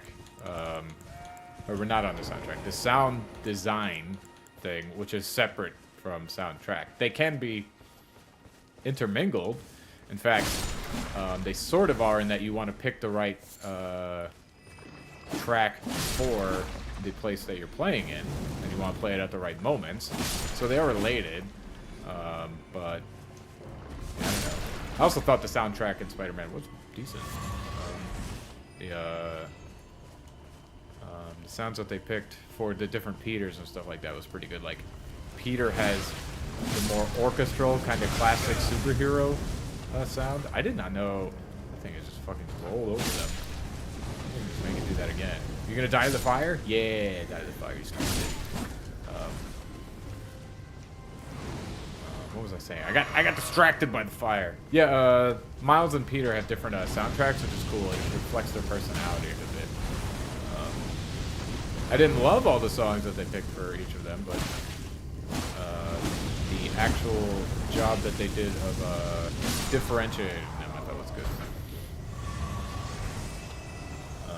But anyway, yeah, he's complaining. He's saying the soundtrack isn't that great when we're talking about sound design. Not quite the same thing. Completely forgettable. There ain't no pizza theme in this game. There ain't a single jingle you'll remember in your head. That's true. I don't really remember any of them. But we're not in that section. We're in the sound design section. So this would be like sound effects and shit, and you can make like the combat feel punchy because you're using the right sounds. That's a big part of like when people say something feels a certain way, they're mostly talking about the feedback they get from actions, and sound design is a major part of that. So your music complaints have nothing to do with what we're talking about. Nobody around you is gonna tell you to stop humming Spider-Man tunes because it'll never happen. That's true. I might hum the like OG Spider-Man tune. Actually, or you do.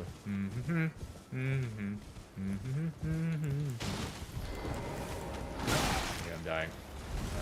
But again, not sound design. So if you could critique. Uh-oh. Yeah, I was like, I'm gonna die here. If you could critique the sound design in Spider-Man, I would appreciate it, but it doesn't sound like you're doing that so good. I'm honestly quite surprised they didn't put a racing game in here, because there was a racing game this year. You know, Forza Motorsport, but whatever. I wonder if something like Forza should get nominated for good sound design. Dang, the steak was right there. An excellent time to die. But yeah, the one thing I would say about that is I don't know. I'm not a game designer. I'm not a sound designer. So maybe what I'm saying is incredibly uneducated. But it seems like most of the job in Forza's sound design would be to record actual sounds, and then make sure you play them at the right time. So, like, tire screeching is a thing. So maybe you have to go find a whole bunch of different tire screeching on different, like, pavement, like different types of pavement or different types of just gravel or whatever. So you need to do that, but like it feels like you could get all of the sound for Forza from the real world. So would you call that really good sound design? It's maybe not very creative, but is that still really good? Maybe, maybe not. I'm not sure exactly how I feel about that. I think I'm okay with calling it good sound design, if you do that, but. Yeah, but there might be some. Since you can obviously. Sorry, I'm getting distracted. I'm trying to do too many things at once. You can obviously. I completely fucking lost. Oh, you can customize your car in Forza. That's like a big part of it. So maybe you need to do more transforming of the sound based on like the parts that they put on the car or something like that. That might be true. So I could kind of see making a case for that. So I don't know. I'm not sure. All right, Carrier Study Hall. What is the goal? Yeah, we're doing that. Church of Owls meet Muriel. All right, let's talk to him. Your time. I welcome. I am Muriel. Steward Sort of this sake, my apologies. Give you lore information. Location important because it allows you to cleanse a sin, aggro, and abuse. Celestial dew from absolute. How it came to be find gold sewing there, gold. Yeah. Okay. Vows. Yeah, we're just gonna talk to him a bunch of times. It is by the matter, and so the earth. Oh, you are free. I would so if you find it, unless in which case. I'm not planning on doing anything here. You wish to know more? Lord Radigan came to be soon. However, Radigan left, taking the mystery. I don't know if there's a quest. I'm not that interested in his actual stuff. Just Celestial Dew. Then I would like to concerning the miracle. Radigan once repented his the order of the Earth Tree. This miracle, and so you to restore. My faith, the miracle, and this time, if you, I hope that he. Good turtle is good. Everybody likes him. You know, it's a famed when he glimpsed, and as such. Just trying to exhaust all the. Yeah, I just don't care anymore, actually. All right. So I'm gonna take a quick break to go to the bathroom and grab a food. I will be right back. Don't you worry about it. We're safe here with Muriel. Muriel will keep us nice and safe here. Actually, is there anything to do here? I don't need absolution. Okay, cool. But we are safe with Muriel. I'll keep Muriel with you. But I'll be right back in like a minute or two, I promise.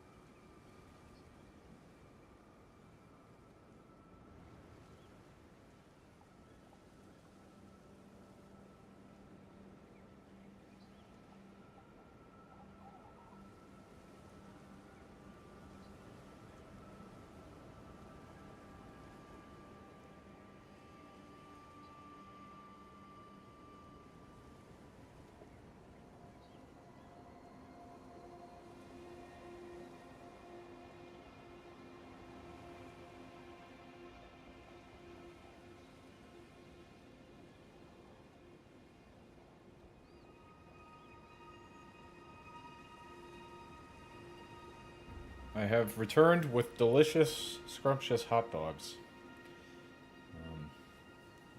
They're great. They're amazing food. I actually didn't... I need to grab napkins. I need to go away just for a second.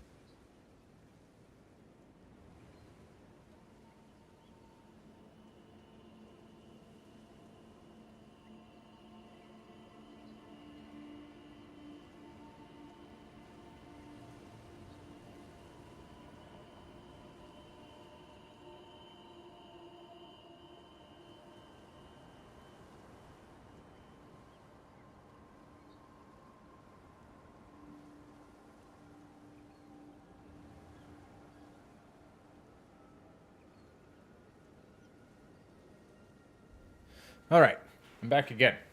And I didn't steal the content while I was away, because that's not how I do, Hassan. And Irrelevant, and whoever the fuck else steals. I don't remember if Irrelevant did. XQC, Hassan, stealing. And all 0 of my viewers are still here, so... but yeah, I'll eat this while we respond a little bit here. Best Adaptation recognizes excellence in authentically creating shows, movies, and other creative endeavors based on video game worlds and characters. Ah, yes, because our video games are... Best Adaptation, I didn't actually see this one. It has to be Mario or Last of Us, right? I didn't see the Mario movie. I know about it, but I didn't see it. But The Last of Us was an excellent show, so that feels like it has to be it. It's such a highly rated game that everybody loves. I would think it has to be. Are not enough like TV shows and movies. So now they're turning the video games into actual TV shows and movies. Yay, love it. It's just what I expect from my video game awards show. What else even could be in there? What other adaptations were there? Oh, that Twisted Metal show. That was in there. What other adaptation? Am I crazy? Were there like many other adaptations? Maybe it was comic books or something? I'm not sure. But I think turning games into movies is totally fine. Or shows. Like, I don't see the issue with it.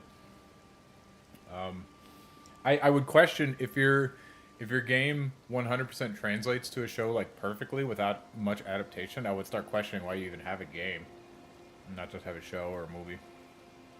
Because you're not really taking advantage of the aspects that make the game a game. But there's nothing wrong with it, right? Like, what's the actual problem? Oh, awards for TV shows and movies. I mean, it's no coincidence one of the most nominated games this year was practically a movie. I would agree it's maybe a bit of a weird award here. But still within the gaming space, right? I don't know, it doesn't seem like it's completely inappropriate.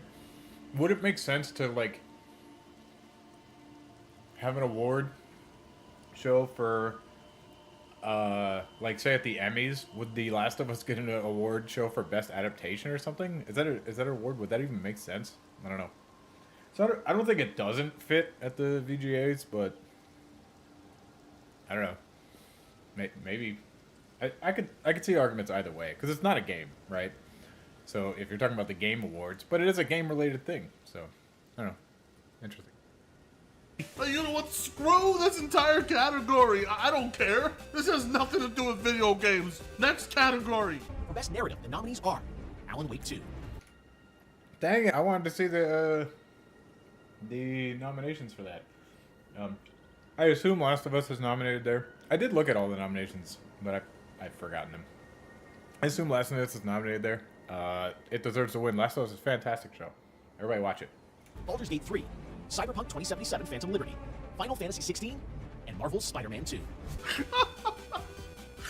I actually voted for Spider-Man on that one. Jedi Survivor, Pikmin 4. Does Pikmin 4 have a narrative? I wouldn't think so. I haven't actually played any of the Pikmin games. I've never heard anyone's like, oh god, I love this story in Pikmin 4. Never heard that one. So maybe I'm just completely missing it, but I don't know. Spider-Man has a fine story. I would guess Baldur's Gate, even at the beginning of it, I only played like 15 hours. I wasn't even out of Act 1. Even at the beginning of it, it seemed like it had a really strong story. Diablo 4 actually had a decent story, sort of. It was okay. It wasn't that great. I don't know. I'm not a big story guy in games. I don't really watch, or I don't play games for the story most of the time, except for like Mass Effect and KOTOR. Those are like big ones I played for the story. I appreciate lore. Like, I like learning why a thing is a thing a lot of times. Like, okay, how is there a priest who's a turtle here? Like, that could be interesting, but I don't actually care about, like, the story in the game most of the time. But Spider-Man, it was fine. It didn't make a ton of sense, but it was a fine story, just kind of generic, I guess. Armored Core 6, Hogwarts Legacy, literally anything, anything. Armored Core maybe should have it, because it has multiple branching paths. It's not super narrative heavy, but it is interesting that you're, like, basically a fucking terrorist. And the story doesn't sugarcoat that most of the time. So that is an interesting narrative direction. So maybe I could see the nod going to Armored Core. But I also see it not making it because it's not super narrative heavy. I would say one of Spider-Man 2's greatest weaknesses is actually its writing. And specifically any of the writing that has to do with Mary Jane. Fred, shut the... I'd want to know why the writing with Mary Jane was so bad. I don't remember writing with her being particularly bad. If anything, I thought the writing behind some of the other stuff was bad. Like, I really don't like the stuff that goes on with Peter and Harry. It just... They're so excellent at, like, everything. They're, like, god-tier fucking intellects. Like, I understand Harry's dad is, like, a billionaire, so they can set up this foundation. But, like, the idea that Peter would be good at running it is, like, absurd. I mean, they barely show him running it. But he's, like, helping every motherfucker in that fucking... that whole foundation. It's, like, doing biology tests, doing drone tests, doing all this shit... like, gene splicing and shit. It's just like, there's no way. This dude is not this. And then people are like, oh man, I think Peter would be a real great asset to, like, all these. Like, all these fucking... like, there's like a... what's it called? Why can I not think... that fucking... the big science award. You guys know the one. Anyway, there's a... struggling. There's award-winning scientists that need Peter's help for some stupid fucking reason. And I can't stand that. Like... what is the major flaw with Peter? He's like a fucking... he's an actual super genius, and thank God he's also good looking. Has a... yeah, people say she's not as good looking, but he has a pretty good looking girlfriend. And is a superhuman. A superhero. Why can I not think of the term superhero? Yeah, it's just... that's my problem with it. Not the Mary Jane stuff was fine. I don't know. It's generic. The fuck up! Just shut up, Fred. For once in your life, stop! You're gonna become the next Quartering, but instead of making a bajillion videos on Brie Larson, you're gonna make a bajillion videos on Mary Jane. Do you want this to be your future? Stop now! Do it, dude. Quartering bought a whole, like, shed and truck and stuff on because of Brie Larson. Do it, dude. I'm not saying you should, but go for it. If it makes you money, do it. Do what makes you happy, my dude. Don't stop complaining about Mary Jane, Fred! Let it go! Okay, yeah, you know what? But the jawline! It's the jawline! Oh, I'm fine. Yeah, that jawline thing. I don't remember if there was a big comparison between the two. Like, between her in Spider-Man 1 and Spider-Man 2. I'll admit, at some angles, it does look a little strange, but it doesn't mean it's, like, something that can't happen. I don't... she totally looks like a realistic person. Like, there are people who look like that, so I don't know what the... I don't know if it's a huge problem. I did see the meme of, people comparing her to one of the developers on the game. I think that's more of a coincidence. That developer wasn't super high up or anything. So I don't know. It's not like... this isn't an Abby situation, where Abby is, like, insanely big for a person in the real world right now. And then she is in a post-apocalypse. Well, it's still an apocalypse, I guess. Where there's barely any food. I understand that she has the burritos or whatever, but like Abby is completely unexcusable. Her body type is completely unexcusable. Mary Jane is not unexcusable. She's a totally realistic looking thing. I insist. We could work together better if you just got... Mole! Bloody mole! We're not supposed to talk about the bloody mole, but there's a bloody mole winking me in the face. I'm gonna chop it off and cut it up and make some guacamole. Pausing for potential copyright, even though I'm not monetized, so I'm making a goddamn money. But you know, pausing just to save myself.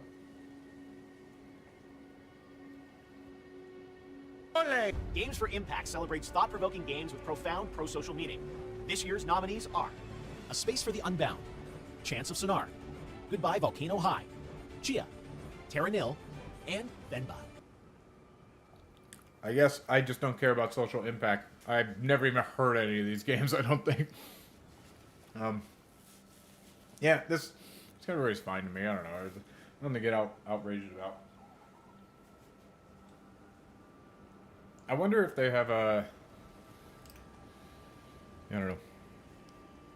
It'd be interesting, because, like... I'm trying to think of how to phrase this. Or if even, I might not even have a good thought in my head about it. But it's just interesting that they basically have, like, a category that's just like, this one supports our politics. Which is fine. I mean... it's not, like, a huge problem with it, but that's kind of what it is, right? It's a progressive politics thing. Yeah. It's just my thoughts there. Raise your hand if any of these games socially impacted you in any sort of meaningful way. They didn't impact me. I've never even heard of them. I also, I would question when they're like, oh yeah, like they're promoting social change or whatever. I'm just like, do they actually have an impact on anything?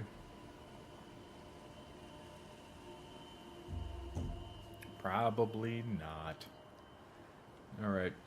Next, follow the road east and north to unlock 2 minor walking mausoleums and visit the minor air tree. So there's the minor air tree. Yeah, we're just going to be kind of heading that way. Very good.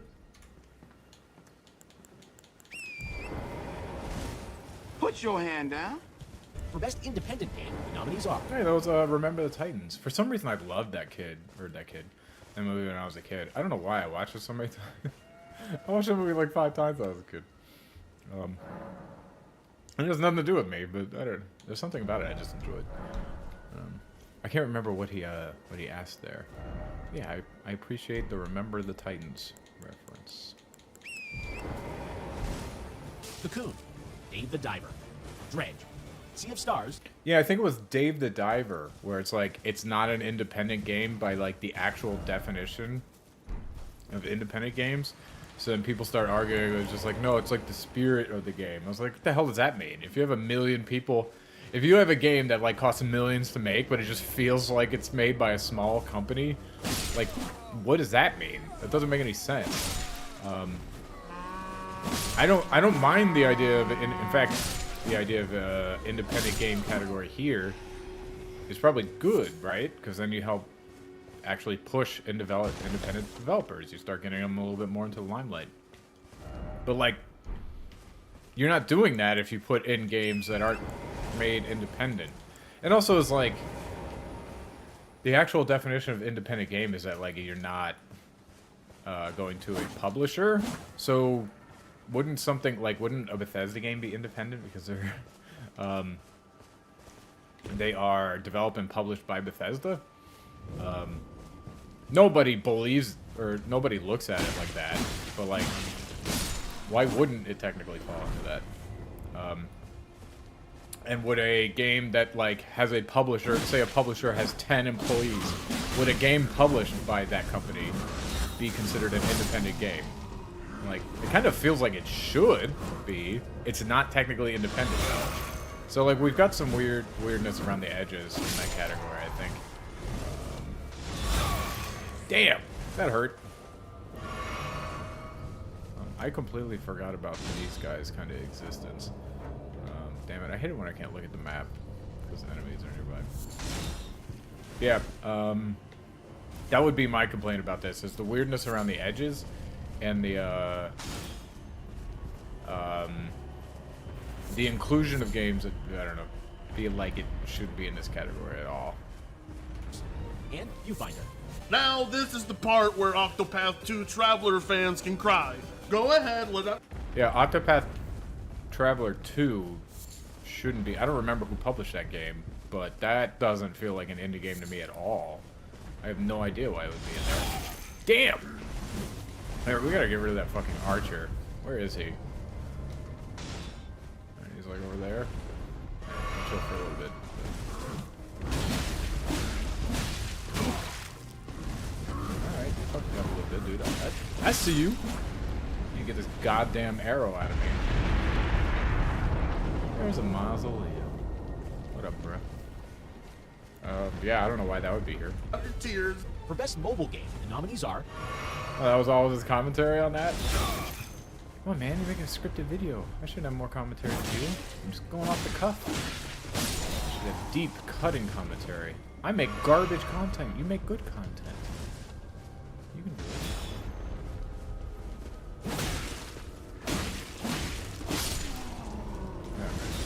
This fucking arrow sticking out of me is annoying.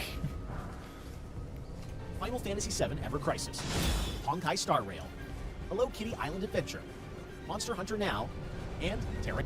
I only know... I've heard of Honkai Star Rail. I haven't actually played it.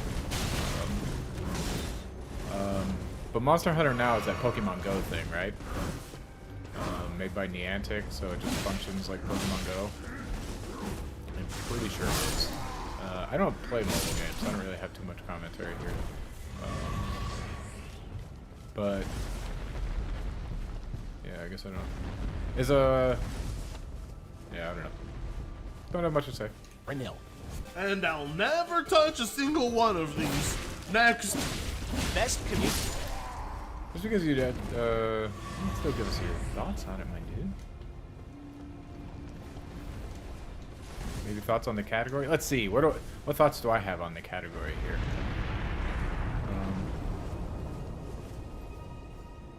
Yeah, do mobile games deserve their own category?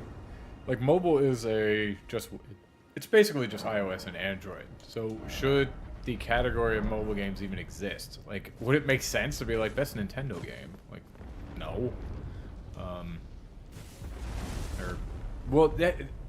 I guess they do have best Xbox game, best PlayStation, and best Nintendo game, don't they? But then, wouldn't that just be the best game that exists on it?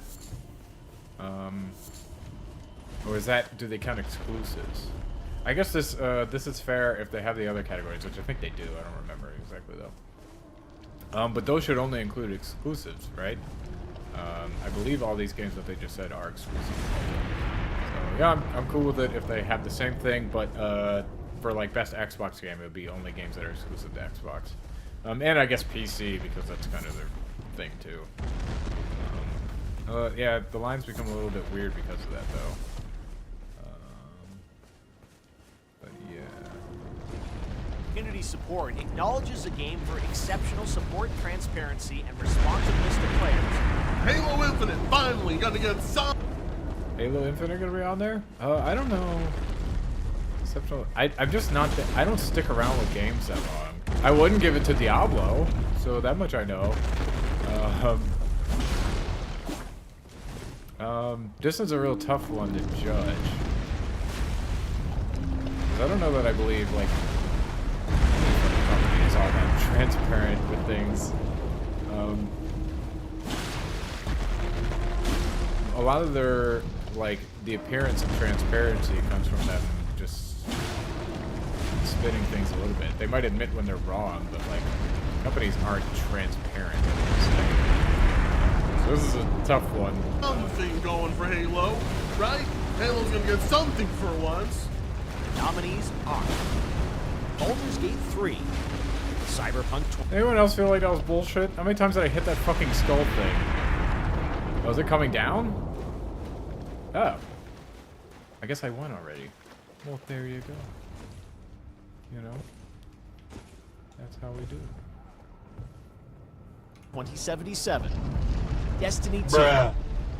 Final Fantasy XIV.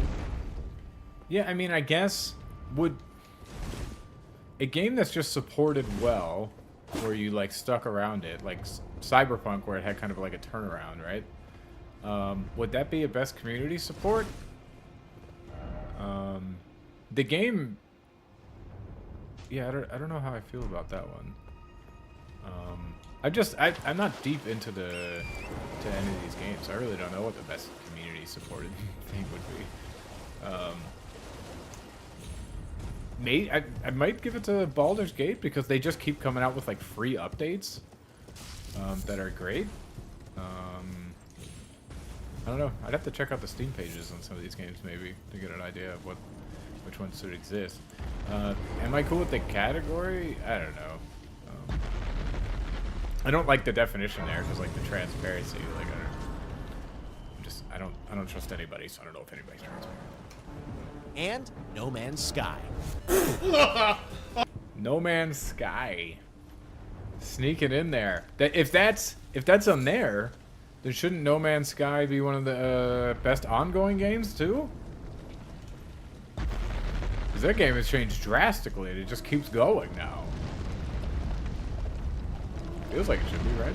Oh, wow. I can always edit this out and not make myself look like an idiot, but I deserve that one. It's insane that Halo Infinite wasn't nominated for this award because the community support there has been insane. Halo Infinite is currently the shooter it is right now because of the community. Seriously, it's worth your time to play some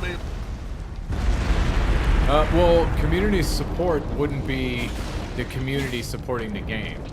Because then that would just be the game with the most players, right? Community support would be the developers supporting the community. We should have an anti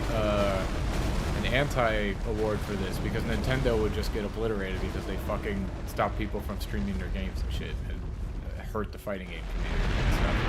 It sucks that I love Smash Bros. Ultimate, but it sucks that Smash Bros. Ultimate is like the best platform fighter because Nintendo sucked and like actively hurts their the tournaments and stuff. But community support, yeah, I think this guy just completely has the definition of community support wrong. It's not the community supporting it. It is the developers supporting the community, actually. Halo Infinite now. I highly suggest downloading it. We're done with the gamer juice. We're going to water. Gamer juice is no more. We're going to water.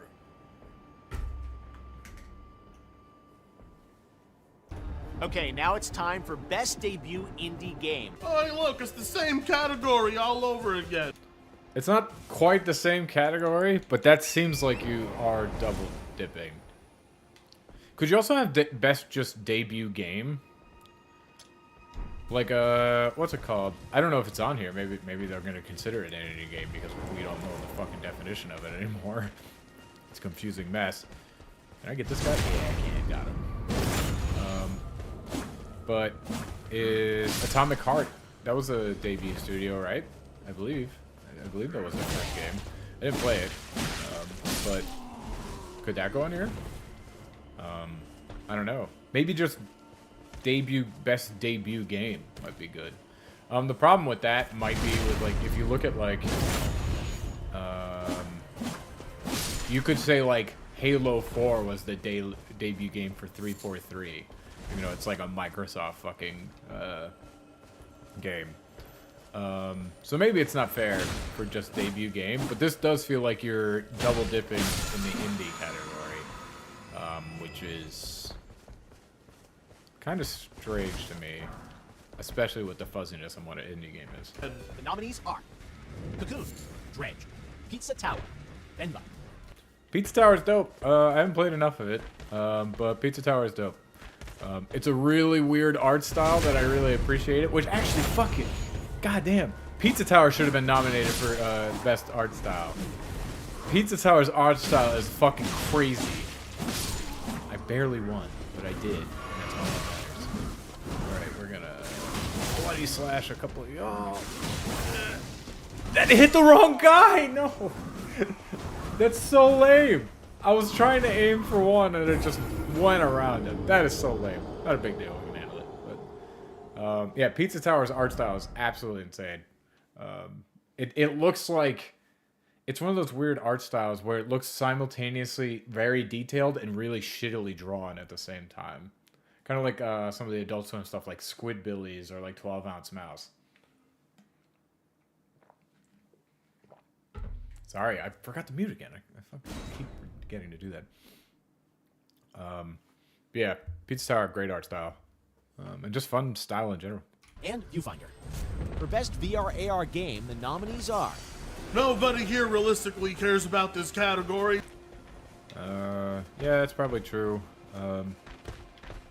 Is it fair to have a category? I mean, you can do whatever you want. Pick whatever categories you want. But does it make sense to have a category for, like, the device that you have to play it on? And I guess it is kind of a platform? You have, like, the Xbox Mobile and stuff. Is it fair to say that this is the same? Like, because, like, what if we had a game... Shit. We take, like, a flight simulator where you can completely just add flight sticks to it. Oh my god, I'm fucking stuck on this wall. Fuck. That really screwed me, actually. I got one of them. Alright. Yeah, it's like the way you play a game, and the control scheme, kinda. I guess VR isn't quite the control scheme, because you can do a thing.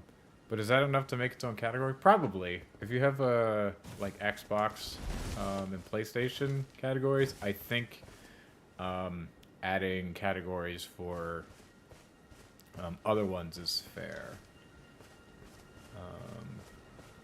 Yeah. Because, like, I wouldn't want to split it. VR and AR is too small to split it between, like, Vive and Oculus or something like that. So, yeah, so it's probably fine to have it. Let's fight this Air Tree Avatar real quick. Go back.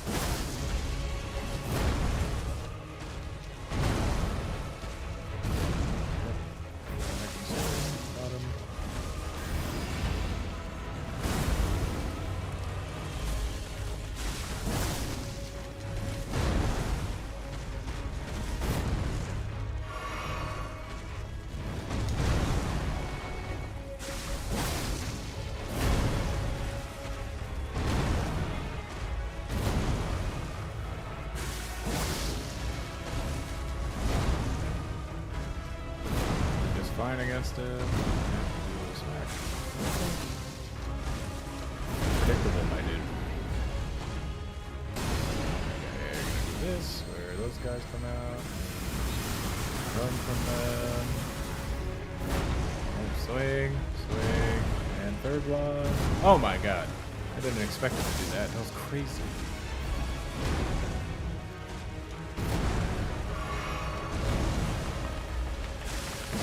Ah, I thought I might not be close enough, damn it.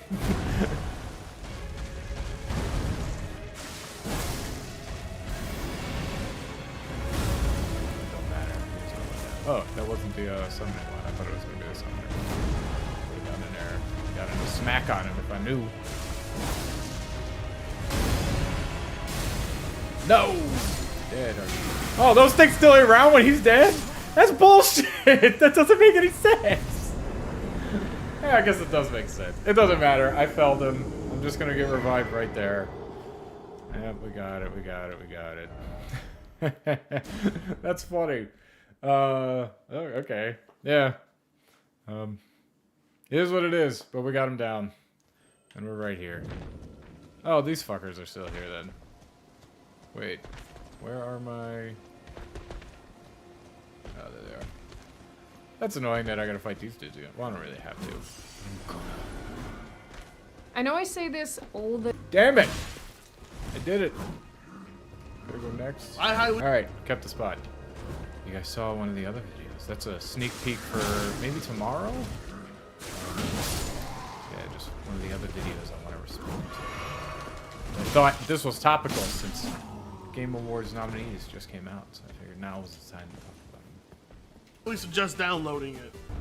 Okay, now it's time for Best Debut Indie Game. Oh, hey, look, it's the same category all over again. The nominees are Cocoon, Dredge, Pizza Tower, Pizza Tower, and Viewfinder.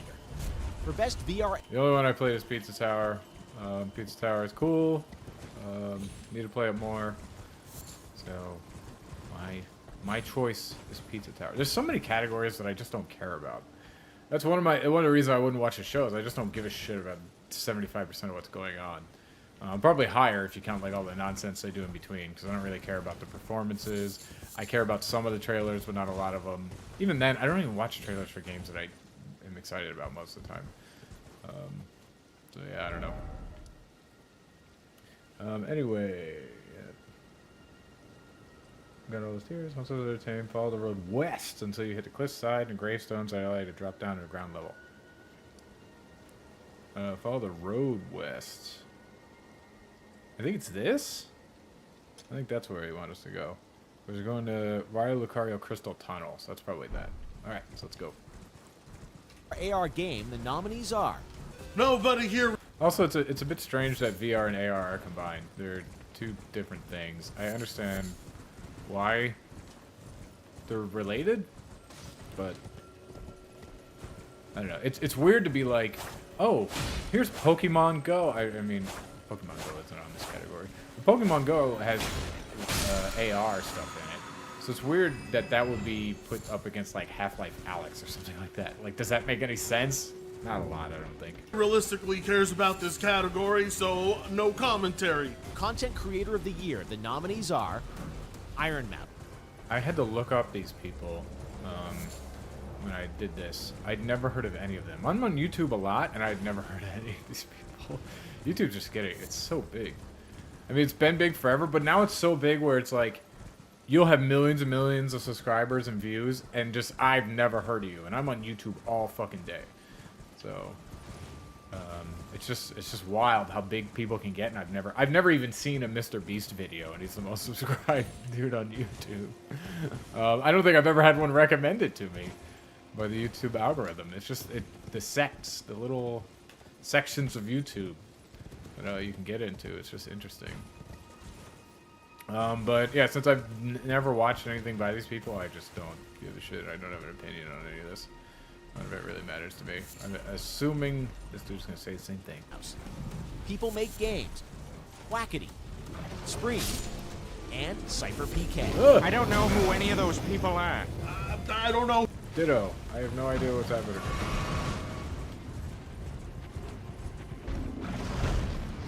Let me run from embarrassing.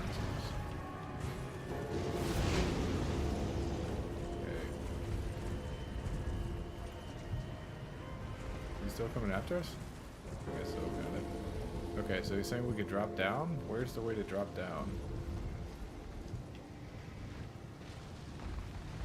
Alright. You follow the road west until you hit the cliffside and find the gravestones that allow you to drop down to the ground.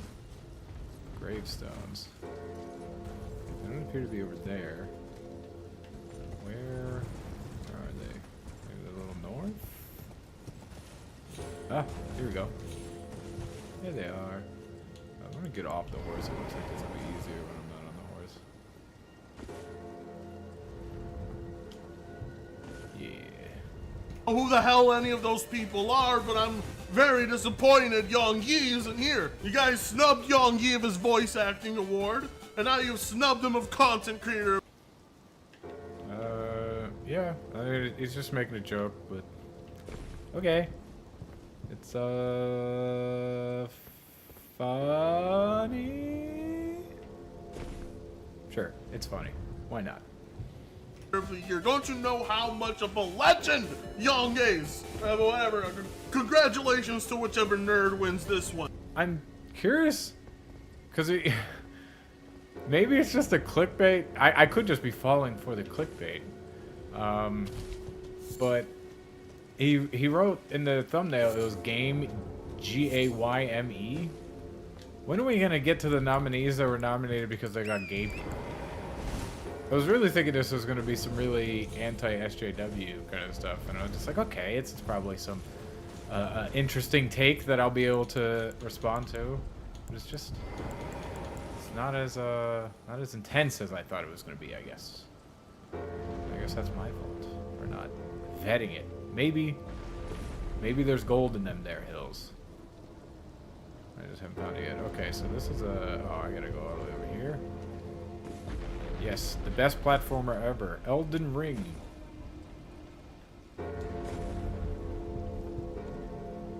Really, I'm pretty good at it. What's your most anticipated upcoming game? Remember, this has to be a game. What's my... Okay, let me finish. Let's hear what Jeff Keighley had to say. That's officially announced. Okay, officially announced. For me, Elder Scrolls 6.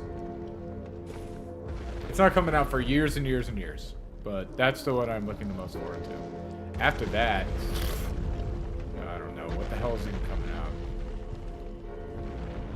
out? The DLC for Elden Ring. That's my next most anticipated game. Hopefully the nominees here will remind me of games that are coming out that I fucking don't remember. I don't pay that much attention to games until they're out.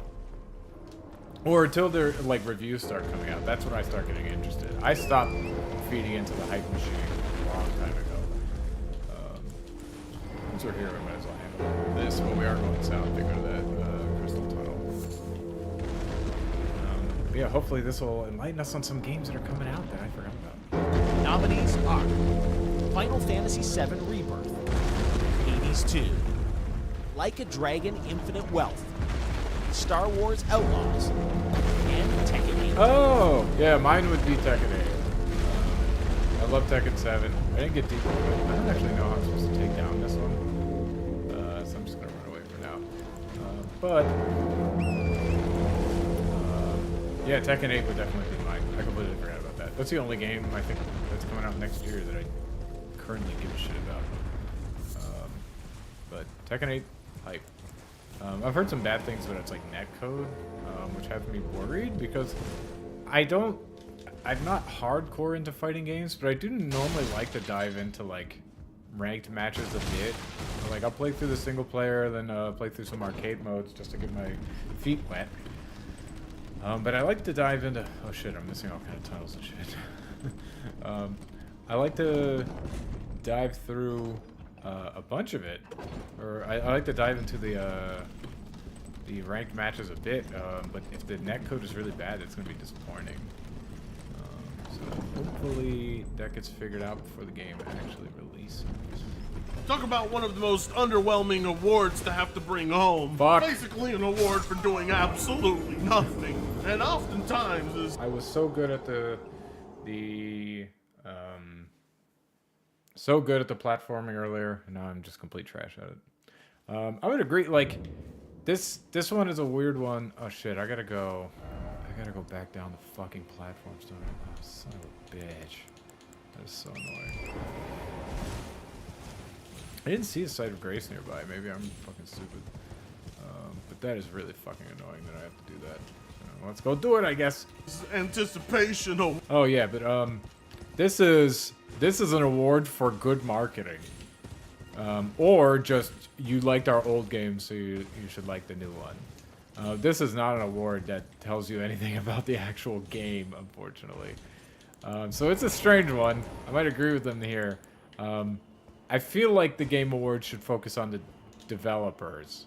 And this one feels like it is the one that focuses the least on the actual development of the game.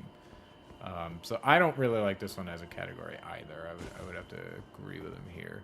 I won't say it's doing nothing, because in order to make a like if you have a good gameplay trailer, you have to have good gameplay in order to make a good gameplay trailer. Yeah, you can dress it up, but like if the gameplay's bad, a lot of times you can tell in the trailer. It's really hard to dress up really shitty gameplay. So yeah. I mostly agree that this category is a bit strange. This one feels like another chance to advertise. You've got your trailers that can advertise things. I just made it. You got your trailers that can advertise things, and now you got your upcoming game that can advertise things too. Bit of a weird one. Award is more like a curse for games. Whoever gets it oftentimes ends up disappointing. So whoever doesn't get this... Is that true? I hope that he goes through the actual examples. I doubt he will. Oh fuck, did I just kill myself? I didn't. Oh god. Yeah, I hope he goes through examples of the old ones to back that up, but I doubt he will. I don't know why it would be a curse. Getting your name out there and winning an award doesn't seem like a curse. I guess it just means it like the Madden curse. So actually, what we're gonna do here, we're gonna grab our souls, our runes, whatever. Who cares? It's all the same shit. We're gonna get our thing up here. We're gonna find the Site of Grace, and then we're gonna try to do this because I just fucking killed myself because I'm stupid. There's no Site of Grace nearby, so let's go find the Site of Grace first. The award is the real winner in my eyes. Good luck to you men. Your nominees for Best Action Adventure Game are...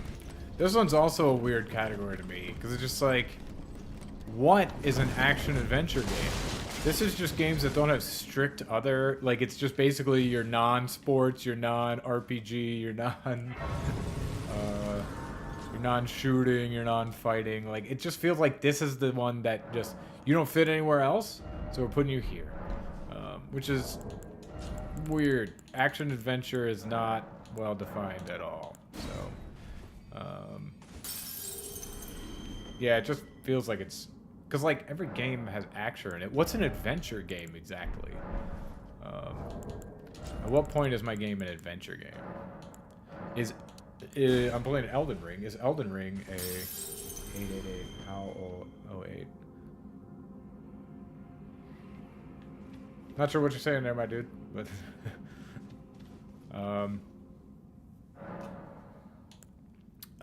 yeah, so like, what actually makes a game an adventure game? Is Elden Ring an adventure game? I'm not sure. I feel like I'm going on an adventure, so maybe it should be. Yeah, this one just feels like the catch-all for all the games that couldn't fit into other categories. But anyway, Flaming Flaginas, welcome to the stream. Glad to have you. Not quite sure what you're saying there yet, but happy to have you here. Was it this way? Where the hell? Nope, clearly wasn't that way. I'm gonna go back up the elevator and get on the side stuff. Alan Wake 2, Marvel's Spider-Man 2, Resident Evil 4, Star Wars... See, I don't know. Resident Evil 4 feels like a shooter, right? I mean, it's clearly got action in it. God damn it, I missed things again. It's clearly got action and adventure in it. But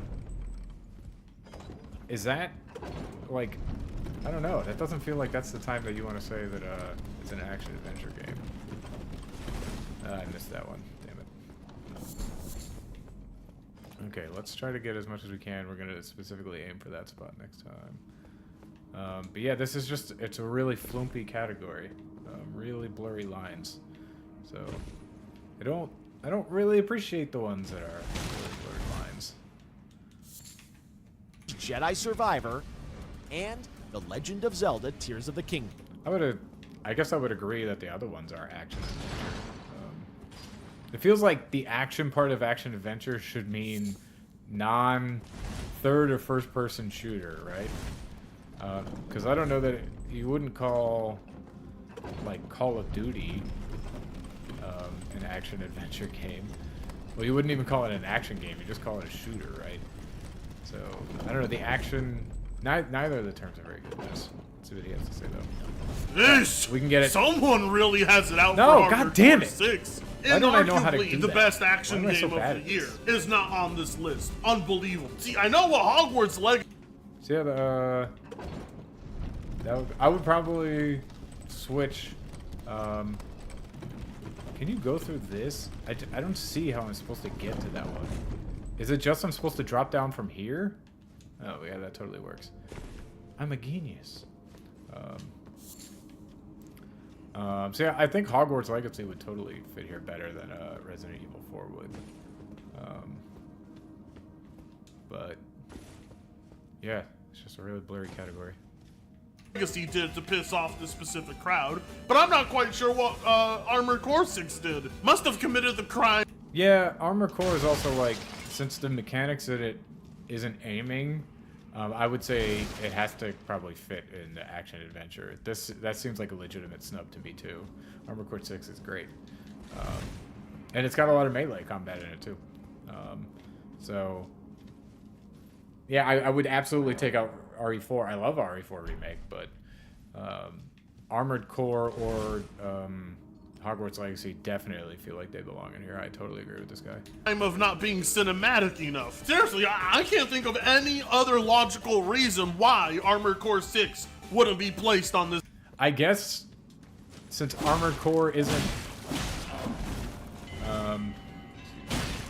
it isn't like, it's just instanced levels. So like, is the argument there that there's no adventure in the action game? Maybe. I don't know. That seems like an odd reason to exclude it. Wasn't it action/adventure anyway? So I don't know. I 100% agree that Armored Core should have been in there. Harry Potter maybe should have been in there, but they're probably, like I said earlier, they're probably just trying to avoid the drama of it. Whether or not that's fair, probably not fair. Yeah, it's probably not a real thing, I figured. I don't know if that's fair. I feel like you should take the politics out of it, and if it deserves the award, you should give it to it. But I would understand why they did it. Also, I don't know that it's one of the best. I would say Armored Core 6 is a way better game than Harry Potter. Harry Potter was fine, but Armored Core 6 is super fun. This list, can you? For best role-playing game, the jury selected Baldur's Gate 3. I mean, it kind of has to go to Baldur's Gate 3, right? I don't know of if we're defining role-playing game, it's like, okay, you can craft characters, like it's very highly customizable. You can change the way the game actually plays out based on your choices and stuff like that. If that's the kind of stuff we're talking about for role-playing game, it like has to be Baldur's Gate. I love Diablo 4. It's got its problems, but I do really like it, but I wouldn't consider that one better. I don't know what other RPGs really came out this year. What are the good RPGs that came out this year? I know there's probably some anime ones that I just don't know anything about that came out this year. But Baldur's Gate 3 feels like the obvious choice, and based on the games that I played, it would be my choice. Final Fantasy 16. Also, I don't know how much of an RPG Final Fantasy 16 is. I haven't played it, but can you make like good builds and stuff in that game? I assume you can. I know you can like equip different loadouts and stuff, or not loadouts, but like weapons and skills and shit. But I don't know. I just don't know about the RPG elements of that game specifically. Lies of P didn't seem like there was much RPG elements in it at all. You can just make a different build. I didn't play much of it. I just tried it on Game Pass real quick. That's a recurring theme here. So I don't play enough games, apparently. But I don't know that I'd call it an RPG. Like, every game, well, not every game, but a lot of games nowadays have RPG elements. I wouldn't call them all RPGs. All right. Careful. Careful. We did it. All right. That was the hardest part of the whole fucking video game. Was that there? And we did it. The game is going to be easy from here on out. I promise. Lies of P. Sea of Stars. I don't even know what that game and is. Starfield. Oof. Starfield, I don't know why I didn't think of Starfield in RPGs. I played fucking 200 hours of that game. Starfield, it's not bad as an RPG, I would say. Your choices, there's some good dialogue, there's some good role-playing you can do in that game, but it's not amazing.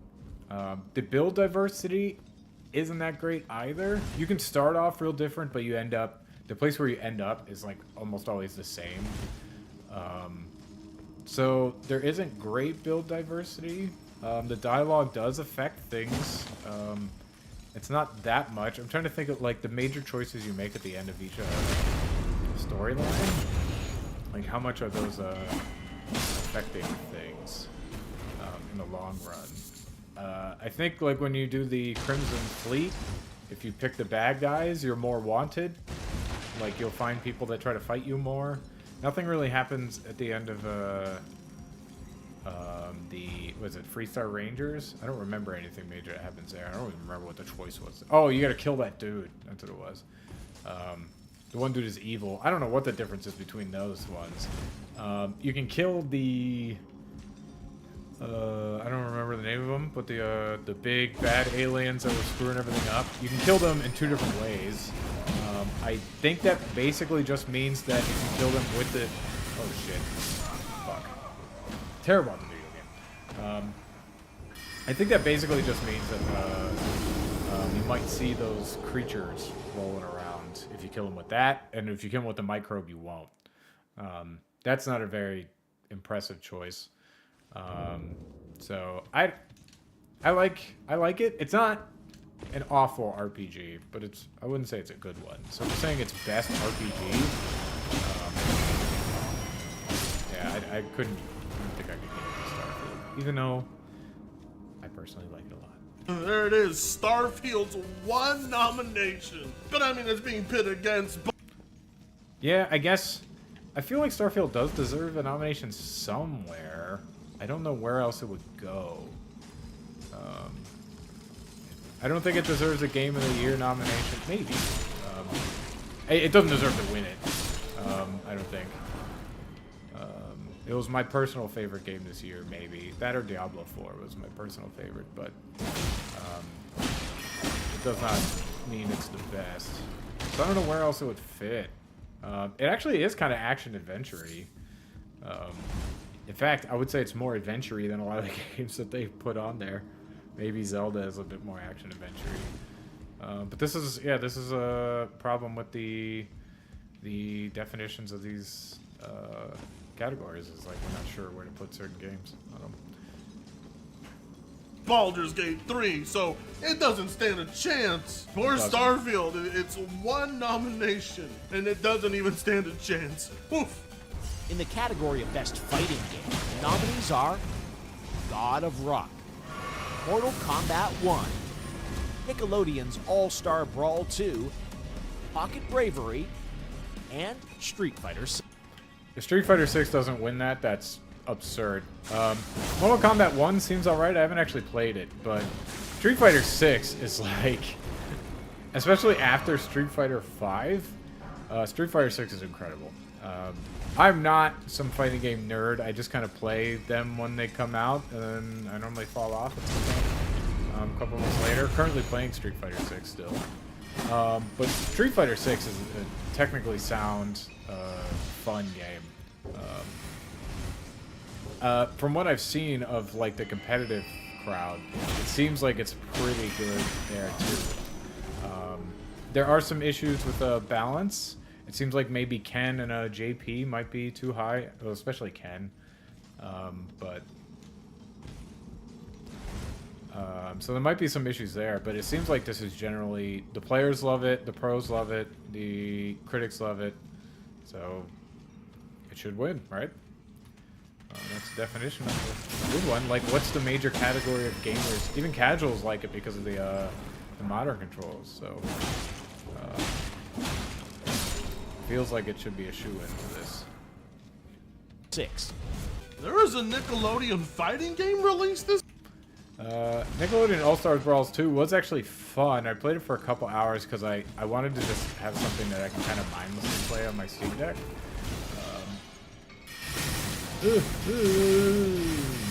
Getting dead up from the head up. I ended up returning it because, or refunding it rather, because it doesn't support Steam cloud saves, which is like really annoying. So I couldn't play it on my desktop and on a Steam Deck easily. I would have had to download like a third-party thing in order to transfer the saves between them.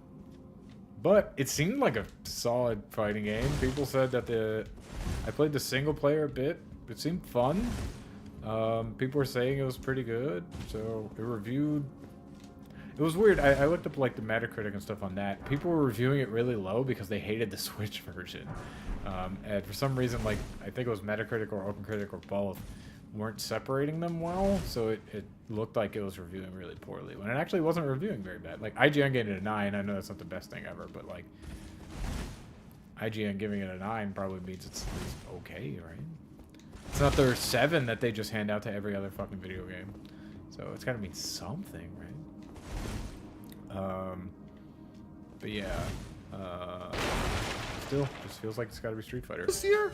The nominees for Best Action Game are... What? I'm confused. Didn't we just do this, cat? That's a good point. So I thought it might be like action or adventure and action adventure, but it looks like you need the action and you need the adventure. So maybe Armored Core is in here? What's an action game? I guess it's just, is that just like spectacle brawlers like Devil May Cry and shit? Like what the hell is an action game if it's not an action adventure game? I don't know. Yeah, this is a strange one. 100% agree with Fritanga here. Category? I swear to God, we just did action games, didn't we? Didn't we? Armored Core 6, Fires of... Hey, there's Armored Core. Yes, it 100% deserves this nomination. Oh, this is... I've been here, right? No, I haven't been here. This is a confusing dungeon. I don't remember where I've been all the time. Yeah. If we're going to separate action from action adventure, Armored Core 6 definitely deserves a nod here. Rubicon. Finally! Dead Island 2. Ghost Runner 2. Why wouldn't Dead Island be an action adventure? What makes it action but not adventure? Isn't it like open world?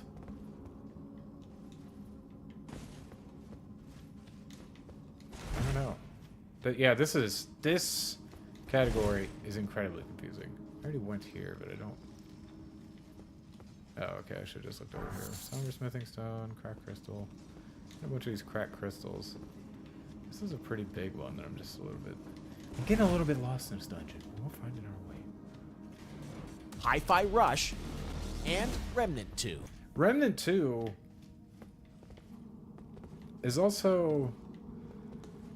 I would definitely put that a shooter. Or an RPG. I understand games blend genres a lot, but like, why would this be an action game? What makes this an action game and makes Resident Evil 4 an action-adventure game? Like, what are we talking about? Yeah, the lines are just so blurry. I think there was a... Let me just double-check before I go through this way. I think there was more that I should have been looking at up here. Is there a... Yeah, there's a lever. Alright.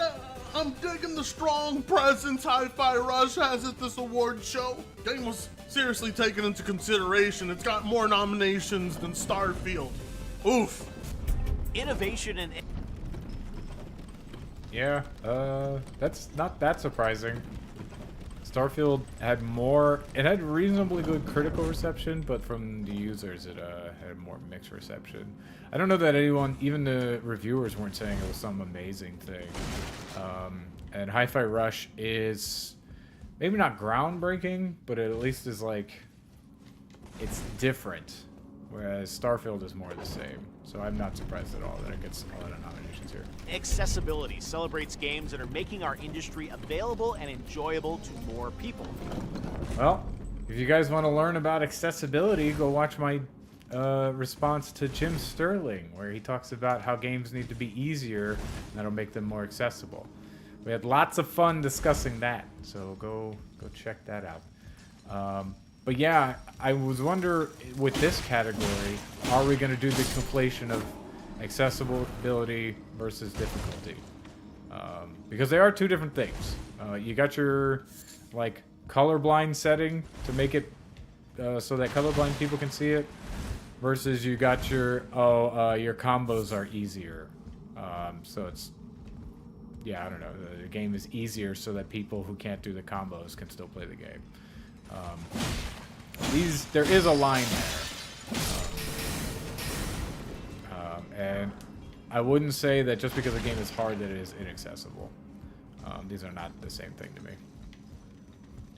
Selected by a special committee If for no reason other than we have two different words for that very reason, because they're different. of accessibility experts, this year's nominees for innovation and accessibility are Diablo 4. I wonder what an accessibility expert is. Yeah, I guess it would be somebody who just studies user, like UX, from like a accessibility standpoint. I wonder if they just got... Yeah, I don't know. I'd be curious if they actually got like real people for this, or real experts, or they just got game reviewers who like talk about it a lot. What are the qualifications of an expert? I'd be curious on that. Okay, so yeah, we did loop around. There was a tunnel there. Didn't look like something I could easily get to though. Yeah, I don't see a way for me to jump there, so that's fine. I think we're pretty close to the boss though, so that's fun. Forza Motorsport, Hi-Fi Rush, Marvel's Spider-Man 2, Mortal Kombat 1, and Street Fighter 6. Yeah, Street Fighter 6 is a one. I'm curious if it just basically got it because of the oh shit, there you guys are gonna be annoying me, aren't you? I almost killed myself with that, but I didn't. That's all that matters. So we've got that guy up there. I wonder if Street Fighter 6 got a nod because of the modern controls. It's weird, like, when I think accessibility, I think for, like, people with disabilities, but that one is a accessibility option in some way, because it makes it so you don't have to concentrate on the execution of moves as much as you have to concentrate on, like, your spacing and stuff. It does have its downsides, like, some of your combos and stuff get nerfed, and you literally can't do some combos because some moves are no longer available to you. You only have a heavy, medium, light, and special attack, whereas in regular Street Fighter, you have heavy, medium, light for punching and kicking. So it's, instead of 3 kind of moves, you have, or 3 ways to attack, you have 6. And you can do the special moves by doing a combination of inputs. Whereas the other one, you just press 1 button or 1 button in a direction. So that's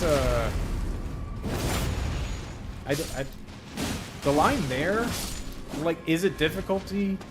Kind of, but it lets you ignore part of the game so you can learn another part, which isn't accessibility in the classic sense, but it does make it just so that, like, people who aren't used to Street Fighter can be a little bit better and learn it easier because your mind is literally not being taxed as much.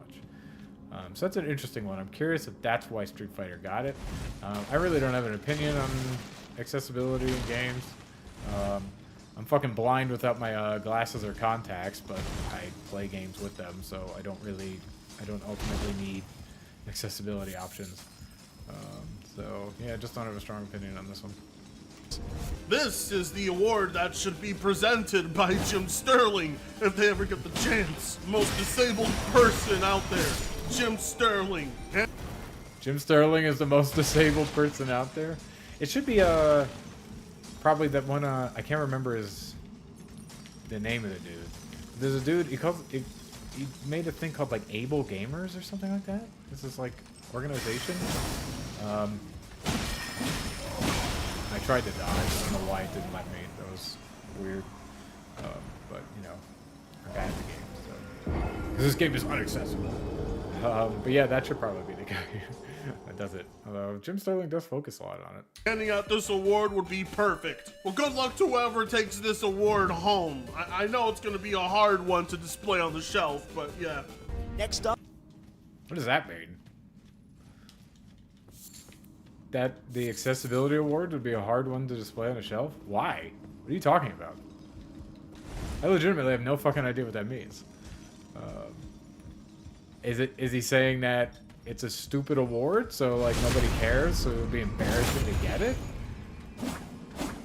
Or I truly don't know what that means. What the fuck could he be talking about here? Up Best Family Game. The Family game is an interesting one too. Would it just be, is any family game just an E for everyone game? It means everybody can play it, or is it like gotta have a multiplayer component so that everyone can join in on the fun? Like, what makes a game a family game? Let's see if they tell us. nominees are He Disney didn't tell us. Illusion Island, Party Animals, Pikmin 4, Sonic Superstars, and Super Mario Bros. Wonder. Yeah, I don't know. What would be? Yeah, I don't know. I haven't quite figured out. It sounds like it's just an E for everyone game. That's mainly the criteria. Before you got me. Yeah, that seems like it's mainly the criteria. I don't know if all of those are multiplayer. Well, actually, yeah, I just thought all of them were multiplayer. So weird criteria. Just define a criteria, then a lot of these problems go away. Sonic Superstars gets a nomination? What? They can't be for real, can they? I mean, I like me some Sonic, but even I recognize at least something like Kirby should take its place. Whatever, why am I getting hung up on this award? This is for families, and families aren't cool, or at least Carlito wouldn't find them cool. Families aren't cool. I think families are based. Families, all the coolest people. No, families are totally cool, man.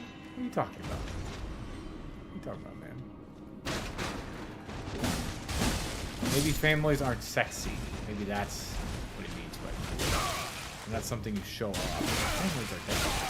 They're there for you. They love you. Well, go say hi to your family today. You're cool. You're cool if you live with them. And you know what? If they're dicks and you don't love them, you're still cool. It's alright. He would spit in their faces. Kids aren't cool.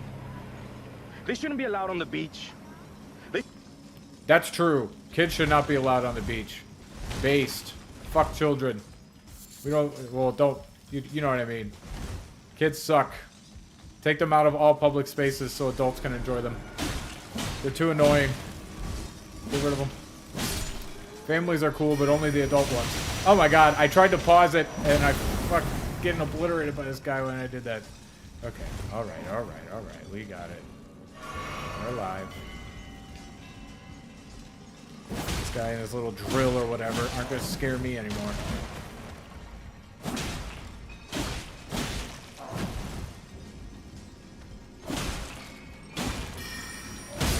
Got him. Oh my god. Alright, that guy's running, which is interesting. Alright. What? Shouldn't it have been a backstab? They shouldn't be allowed anywhere. The best True. sim strategy nominees are Advance Wars 1 and 2 Reboot Camp, City Skylines 2, Company of Heroes 3, Fire Emblem Engage, and Pikmin 4. Oh yeah, Pikmin 4. That was in the family thing. What makes that a family game? Is there strong multiplayer in Pikmin 4? Or is it just it's family friendly? Also, this is another category I just don't care about. That's a problem with these for me personally. Which is just so, I'm not going to watch this because it's just so many categories I just do not care about. Get City Skylines broken ass off that list, alright? This is for games that actually work. Oh wait, hold on, no, that's not what this is. This is Jeff Keighley's list. Oh, never mind, you qualify. Well, it's not Jeff Keighley's list. It's the list chosen by the perfect editors who don't make any mistakes and are great and know all the video games. That's but yeah, from what I've heard of City Skylines, it probably shouldn't be on that list. But also, how many sim games came out this year? This is one of those categories where I feel like you're just automatically in if you made a game, as long as it's not a really tiny game. But if you're a reasonably sized company and you make a game in the category, then you're here. You made it. Congratulations, you're nominated. You're fine. This year, these Put it on the box. Print it. Best sports racing game. Does this doesn't include fighting games, right?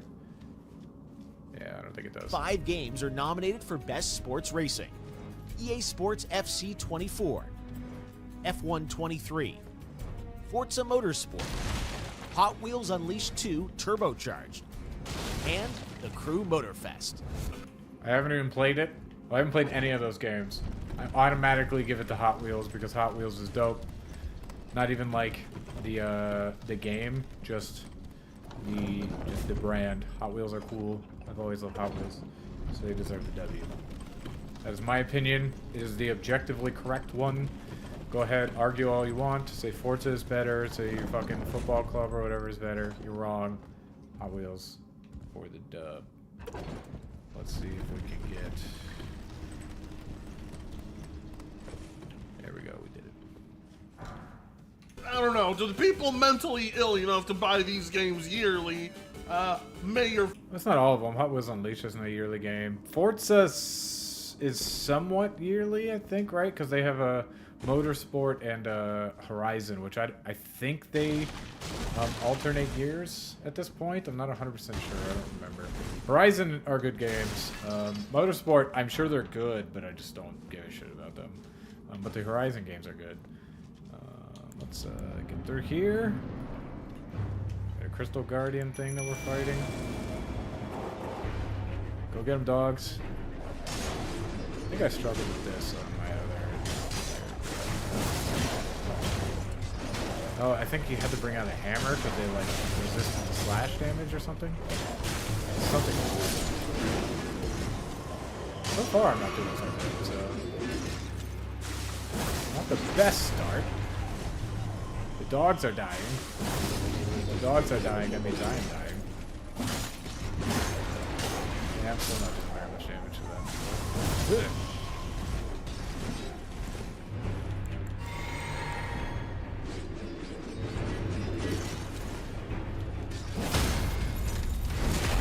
All right. We should knock them down.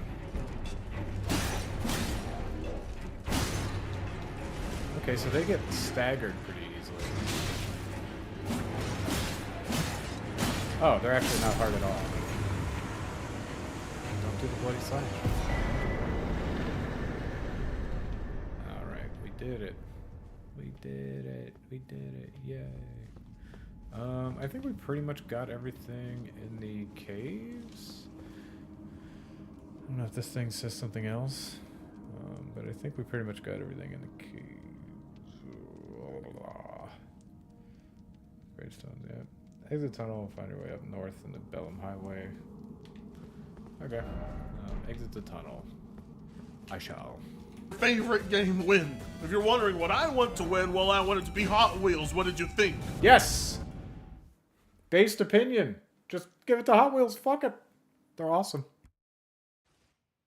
Now a look at our esports categories, starting with Best Esports Game. The nominees are Counter... Yeah. My favorite esport to watch is always fighting games. So that's what I want to win. Oh shit, I'm actually like kind of dying. Yeah. I would always want it to be fighting games. Shooters are also pretty fun. Like, I liked watching Overwatch. Overwatch kind of sucks right now. But I liked watching Overwatch as well. So, yeah, I would hope... I don't know if Street Fighter's nominated. That's the one I would want to win. It should be nominated, and that's what I want to win. Counter-Strike 2, Dota 2, League of Legends, PUBG Mobile, and Valorant. PUBG Mobile? There's an esports scene around a mobile game? That is the first I've heard of it. Take the eastern side of the map and follow it north until it opens up. Okay. Okay, so this is that. Yeah, probably gonna do that. I don't know how to do that, so I'm just gonna ignore it.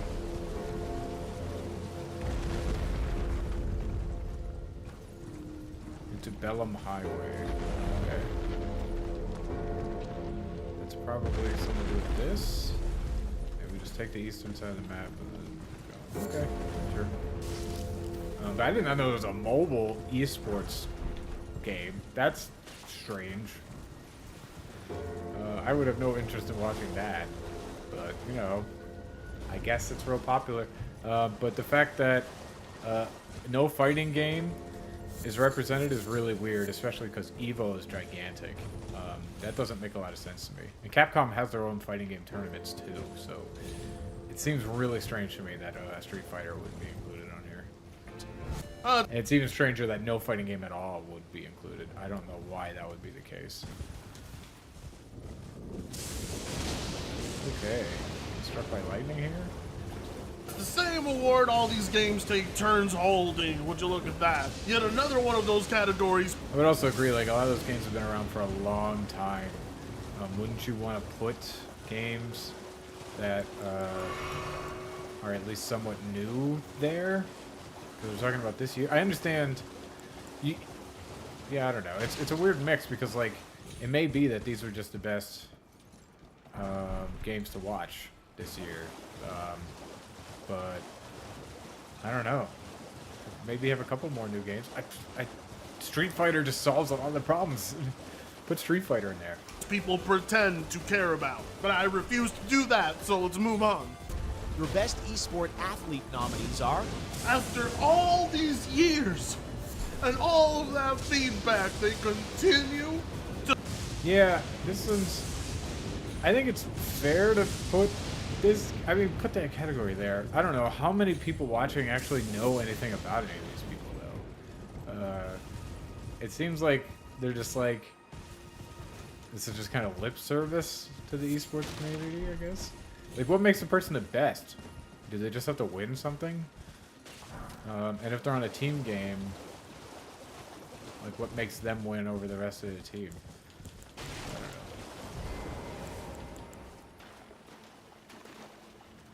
don't know. To bring this category back for every award show. Why?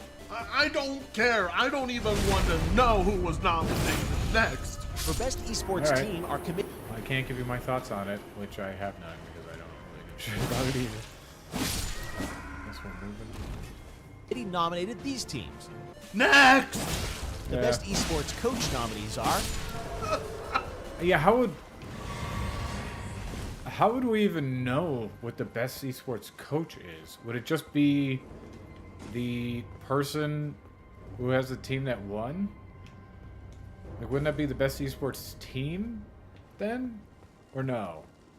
Like, how do you differentiate a team that does poorly but has good coaching from a team that does well that has bad coaching?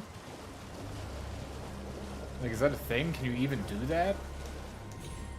I mean, I appreciate giving more people recognition, but I have no idea how you would pick that one. I forget that these categories exist every year, and yet when they show up, I'm always surprised. Why? And finally, the nominees for best esports event are irrelevant to me. It should always be irrelevant Evo. To you. It's always Evo. Evo is the one that broke into the mainstream more than any other one, I feel like. Maybe there's like a LOL one broke in as much. So whatever the fuck, I clearly am not doing the fucking shit that they exit the tunnel and find your way up north into Bellum Highway. Is that this? I don't know, I kind of feel like I need to go around because I'm not on a highway. So let's go here and we're gonna so what we're gonna do is we're gonna try to make it over to Finger Reader Crone.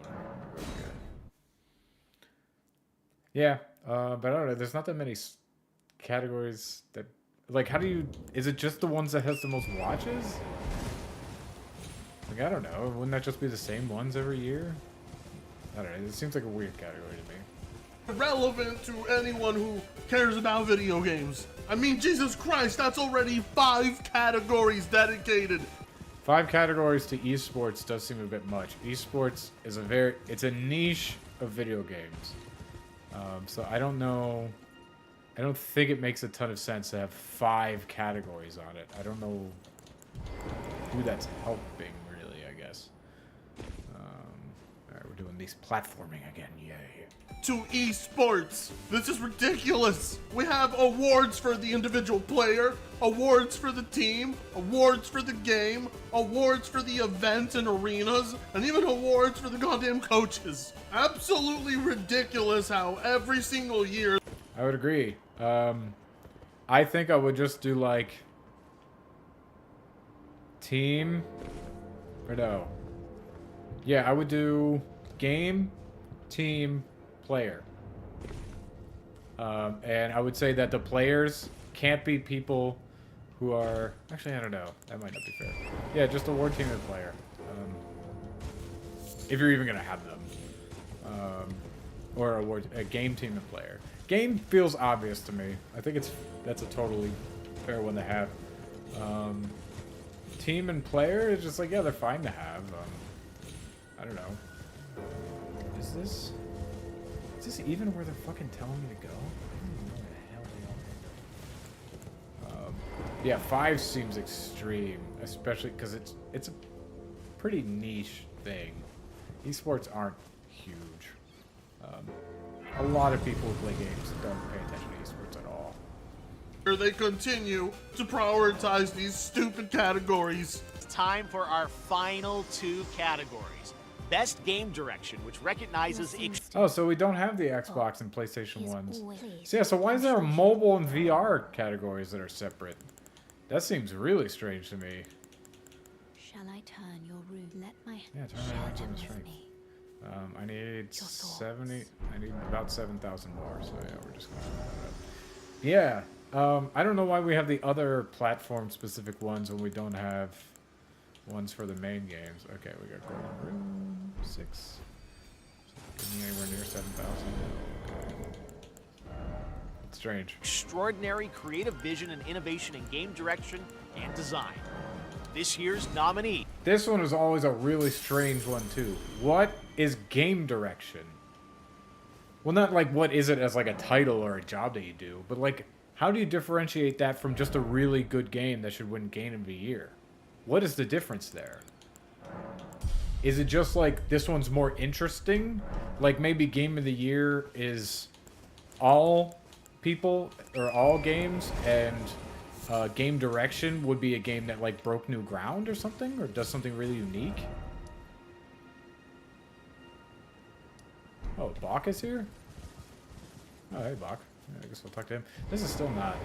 I don't think I fucking made it to the right thing. Not ready to make adjustments. Maybe the tunnel, find a way up north into Bellum Highway. Oh, going so soon? Yes, Bach, I don't care about you. Maybe it was here. I fucking don't know. I don't know what the hell I was supposed to be doing.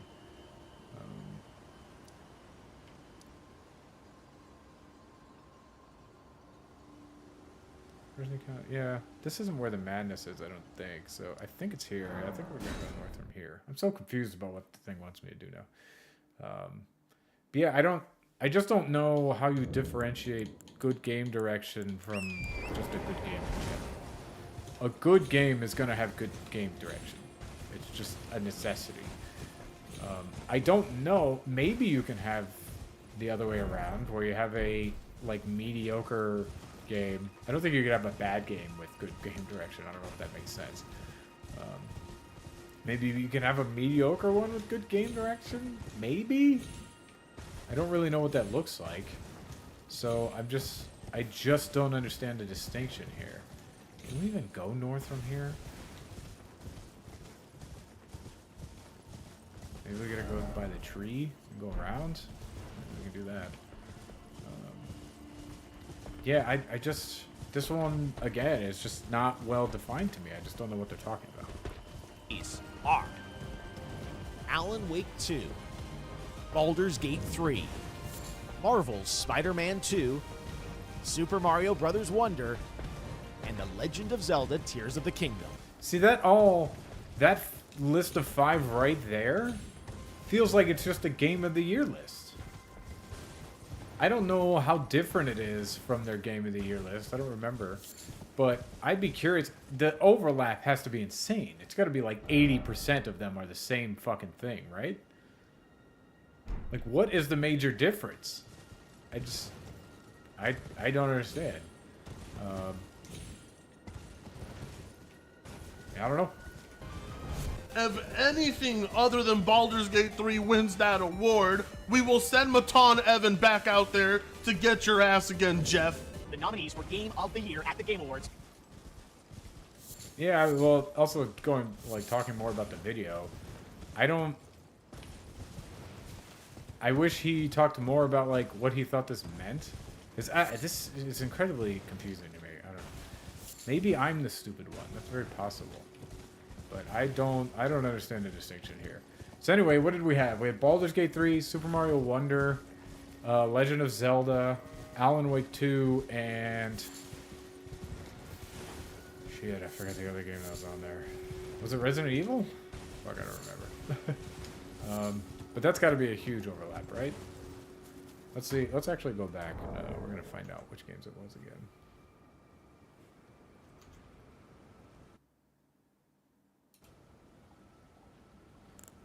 It's not playing nice with me.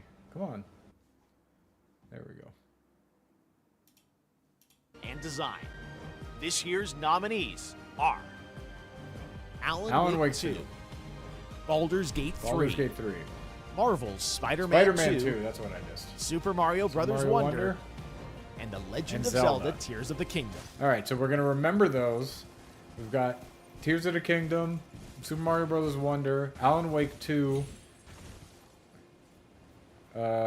Zelda and Spider-Man and Baldur's Gate 3. So what I think they swap out Spider-Man for Resident Evil, and then they have their Game of the Year list there. I don't think there's I think that's the only difference. But like, why have these two categories? What the hell does this mean? This feels like it's like, oh, here's like Game of the Year runner-up or something. If anything other than Baldur's Gate 3 wins that award, we will send Matan Evan back out there to get your ass again, Jeff. The nominees for Game of the Year at the Game Awards are Alan Wake 2, developed by Remedy Entertainment, Baldur's Gate 3 from Larian Studios, Marvel's Spider-Man 2 from Okay, so we got 3 for 3 so far. Insomniac Games, Resident Evil 4 from Resident Capcom, Evil 4 is Super Mario Brothers different. Wonder. Did they take out Tears of the Kingdom? Was that the one that fucking... Damn it. I already forgot. And Jeff. The nominees for Game of the Year at the Game Awards are Alan Wake 2, developed by Remedy Entertainment, Baldur's Gate 3 from Larian Studios, Marvel's Spider-Man 2 from Insomniac Games, Resident Evil 4 from Capcom, that was it. Super Mario Brothers Wonder from Nintendo. So, Tears of the Kingdom got swapped for Resident Evil 4, which is kind of insane to me. I mean, it's fine. I like both of those games a lot, so I'm not, like, super upset, but it seems really strange to me. Okay, why isn't Elden Ring loading now?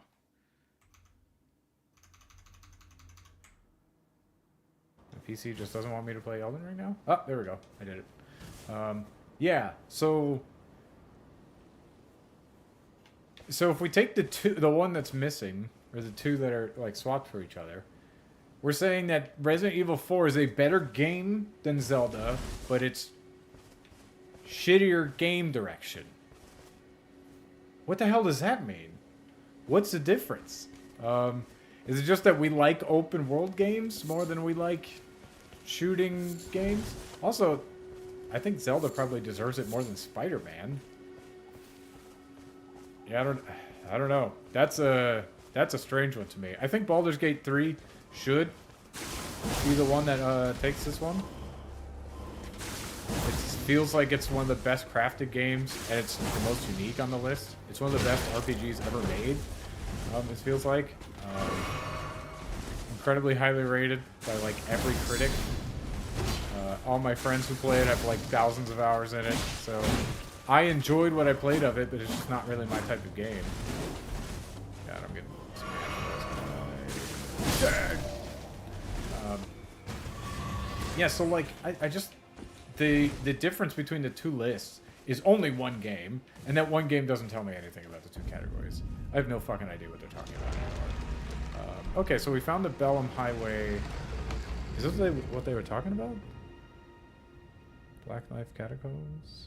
No, they were talking about the thing. So, yeah, so the Bellum Highway is this. So it wanted us to go here. So, yeah, I guess I'll just find a way up there. But I've got a Beast Eye Quivers. Got a dungeon. So let's do it. Yeah, I've learned nothing about these categories. This is where I'll talk about. It's kind of obvious. I've brought it up multiple times. Street Fighter 6 got fucking robbed here. Street Fighter 6 is loved by pros. casuals and reviewers alike. I just don't get it. Street Fighter 6 absolutely. It's like, it feels like it's. I'm not an expert on fighting games, but it feels like it's potentially one of the best fighting games that's ever come out. So it takes a while to make a statement like that, but it's great. So I don't know if Wonder might be the one that I take off. I really liked Resident Evil. I think it's fair to take it out, so maybe you swap that out. I don't think Spider-Man deserves to be on there anyway, anywhere. I thought Spider-Man was really good, but it's not like a 9. It's like an 8 out of 10 at best. It's like a solid game with okay story, but fun. There's also a lot of things in the combat that like annoyed me. There's a parrying thing. You either have to parry or you have to dodge, and there's sometimes where you just can't see them, and then you just get fucking wrecked by something. So Spider-Man, I would swap out Spider-Man for Street Fighter 6, and then I would swap out. Really like Resident Evil, but I think it would be fair to swap that out for Zelda, because it's a remake. I think remakes should be able to be in the running for Game of the Year. Like, it's still an excellent game. Also, where's Dead Space remake on this? It's a fucking excellent game, and it didn't get anywhere on here. Should be an action adventure. There wasn't a shooter category, was there? Or horror. But yeah, not happy with the categorization here. I think 4 out of them make sense. I think Spider-Man needs to go, and maybe Wonder or maybe Resident Evil, and I would swap in Zelda and Street Fighter 6, and then my Game of the Year would be Baldur's Gate.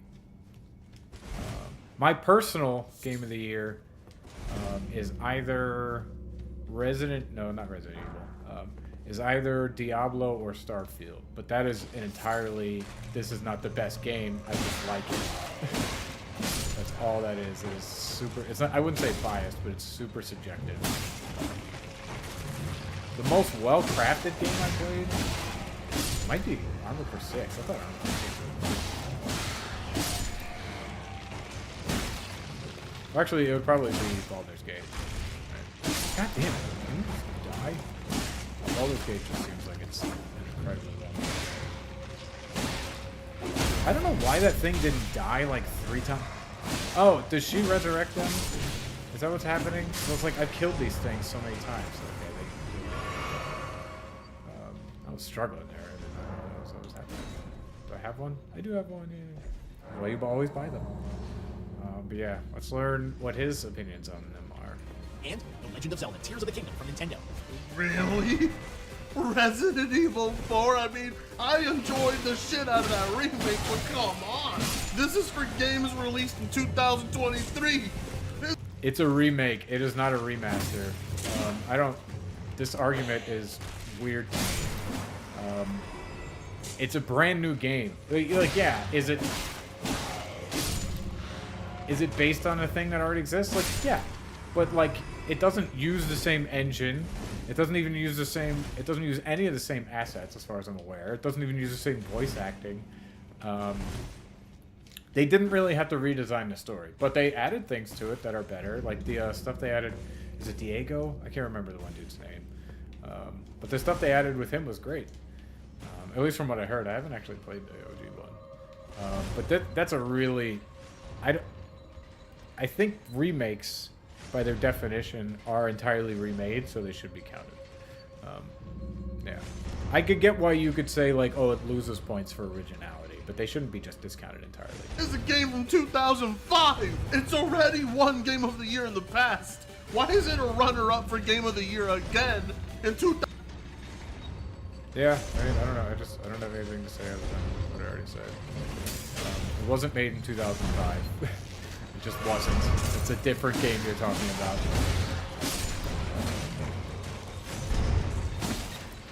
Remasters absolutely should. But, like, if it's the highest quality game that came out this year, like, why wouldn't we count it? It just seems odd to me that we wouldn't. Let's find the thing. Oh, you know what? I bet it's up there. Because that's the one where you gotta ride those choppy bits. Those roads, I guess. To find the thing that's something. Alright, This guy, I don't believe is being summoned by anyone. Okay, he died. So we're gonna go down there. We'll ride the choppy bits later. Actually, let's just go do it now again. No. I don't know. Okay, maybe we'll do it now. I'm not sure which way would be the way out of it. Wow! I did not expect that. Jesus. Okay. Okay, we got it. Okay. I'm aware y'all are there now. Don't you worry about that. There's no confusion happening here anymore. Jesus Christ. The fucking spam. What the hell?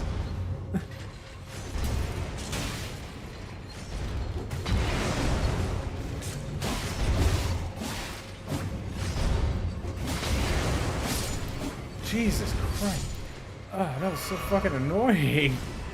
The fucking projectile spam that just happened there. Ugh.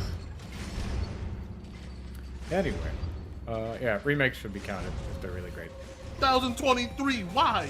As a matter of fact, I don't know why it gets any categories. I don't think remakes should be on this list. For God. Please defend that statement. It's not the same game. It's literally not. And it's not even like an up-res. So there's nothing that's the same about it. Damn it, I should make you. I don't know why I did that. But yeah, I don't know. I don't get that statement. Please defend it. I'd say you can put Final Fantasy 16 there, Pikmin 4, anything. But whatever, these are your nominees. However you feel about these games, doesn't matter. These are Jeff's picks. And like I said, if anything other than Baldur's Gate 3 wins, I'm going to reignite your rivalry with Angry Joe and get him to come annoy you again, Jeff. Trust. Yeah. I agree. Baldur's Gate 3 should win. I think of the nominees that were on there, I don't know. I wouldn't be surprised if Alan Wake wins. I think Baldur's Gate 3 is going to win. Anyway, so not overly worried about it. Okay, we've got the thing. Okay, we should go the other way still. We never did that. Yeah, so let's do that. Trust me, you don't want that. He's a lot fatter now. Taking shots at Angry Joe. That's a little mean.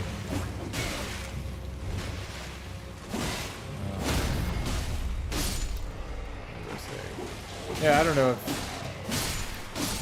Jeff really cares that much about Angry Joe. Maybe he does. Yeah. Sure. Go get Angry Joe.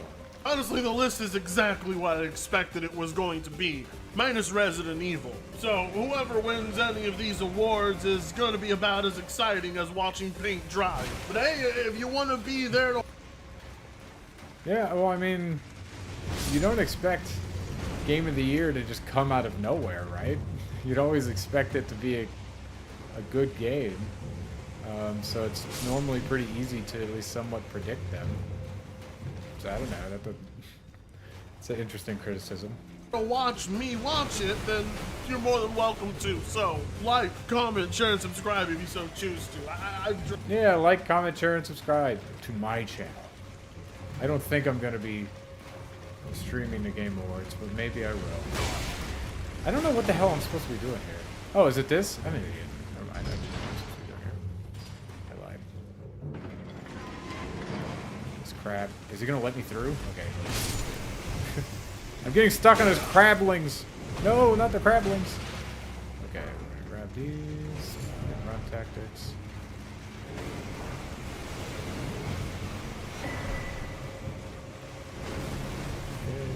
Yep. Oh fuck. Oh fuck. I'm running from these because I'm already dying and I don't have any more health. So that's why I'm just running from these guys. Because I'm a little bitch.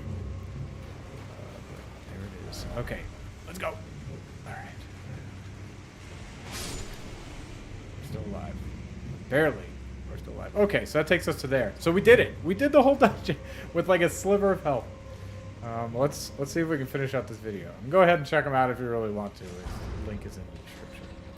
Drink like 2 32-ounce Modelos. I am done. I'll be seeing you in the next video. Fritanga sucks ass. I didn't understand what that last little joke was. But yeah, let's just keep fun end music. I get down with this.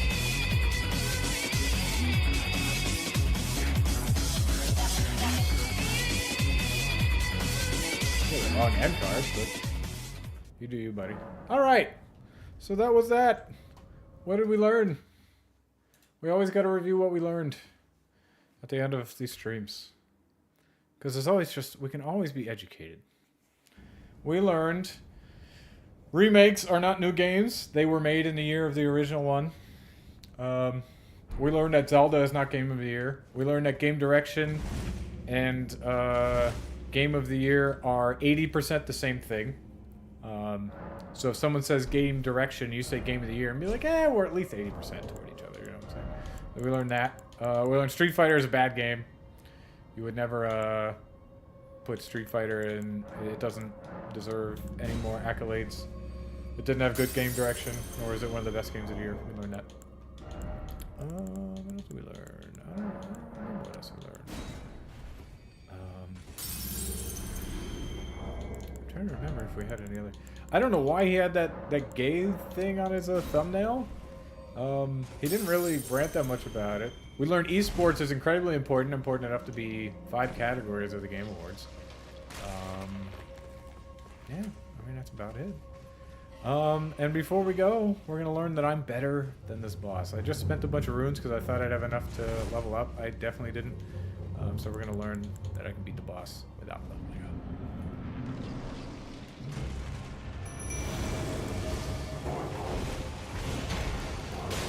Alright, we got to take out the skellies first. Skelly boys go down first.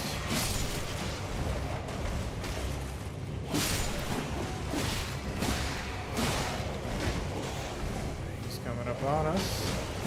Yep. There we go. Down you go. Stop focusing on that. Kill him. Stop hitting the wall. Jesus Christ! If I just didn't hit the wall, everything would have been fine. Well, that was really fucking annoying. Okay. Don't worry. We're still learning I'm better than the boss. I got wrecked by some dumb shit right there. But we're still learning that. We're learning that mistakes can be very costly, too. That's the other thing we learned. We learned that you should like and subscribe. We learned, yeah. We learned walls are bullshit.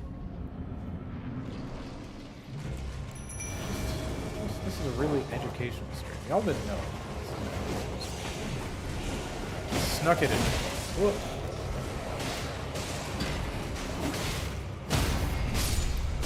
Alright. We want to get this guy down. Actually, maybe I shouldn't focus on that because if I do, it's a fucking character. Oh, well, I didn't know. We learned that Bloody Slash is still incredibly good. And I should just be doing that on Cemetery Shades. You know. We learned Death Roots come at the end of this. End of this passage here. So let us see if we can level up before we learn to leave. Hey, look, my own stream is on there. See, there it is. In the recommendeds. I do not have enough rooms to level up, but we will rest. And with that, I thank everybody for watching. Please like, subscribe, comment, all the fun things that you know you're supposed to do because people ask you to do it. It does help out. So. But I appreciate everybody who joined in. And well, I guess we'll just see you on the next one. Probably gonna be streaming tomorrow around 10 a.m. Pacific time again. That's the current plan. And then maybe on Monday, trying to do maybe like, I don't know, 3 or 4 on Monday. Also gonna be streaming on Thanksgiving and Black Friday because I am off on both of those days. So I'll stream a little bit. Why not? So stick around, wait for that. More fun to come. But thanks, y'all.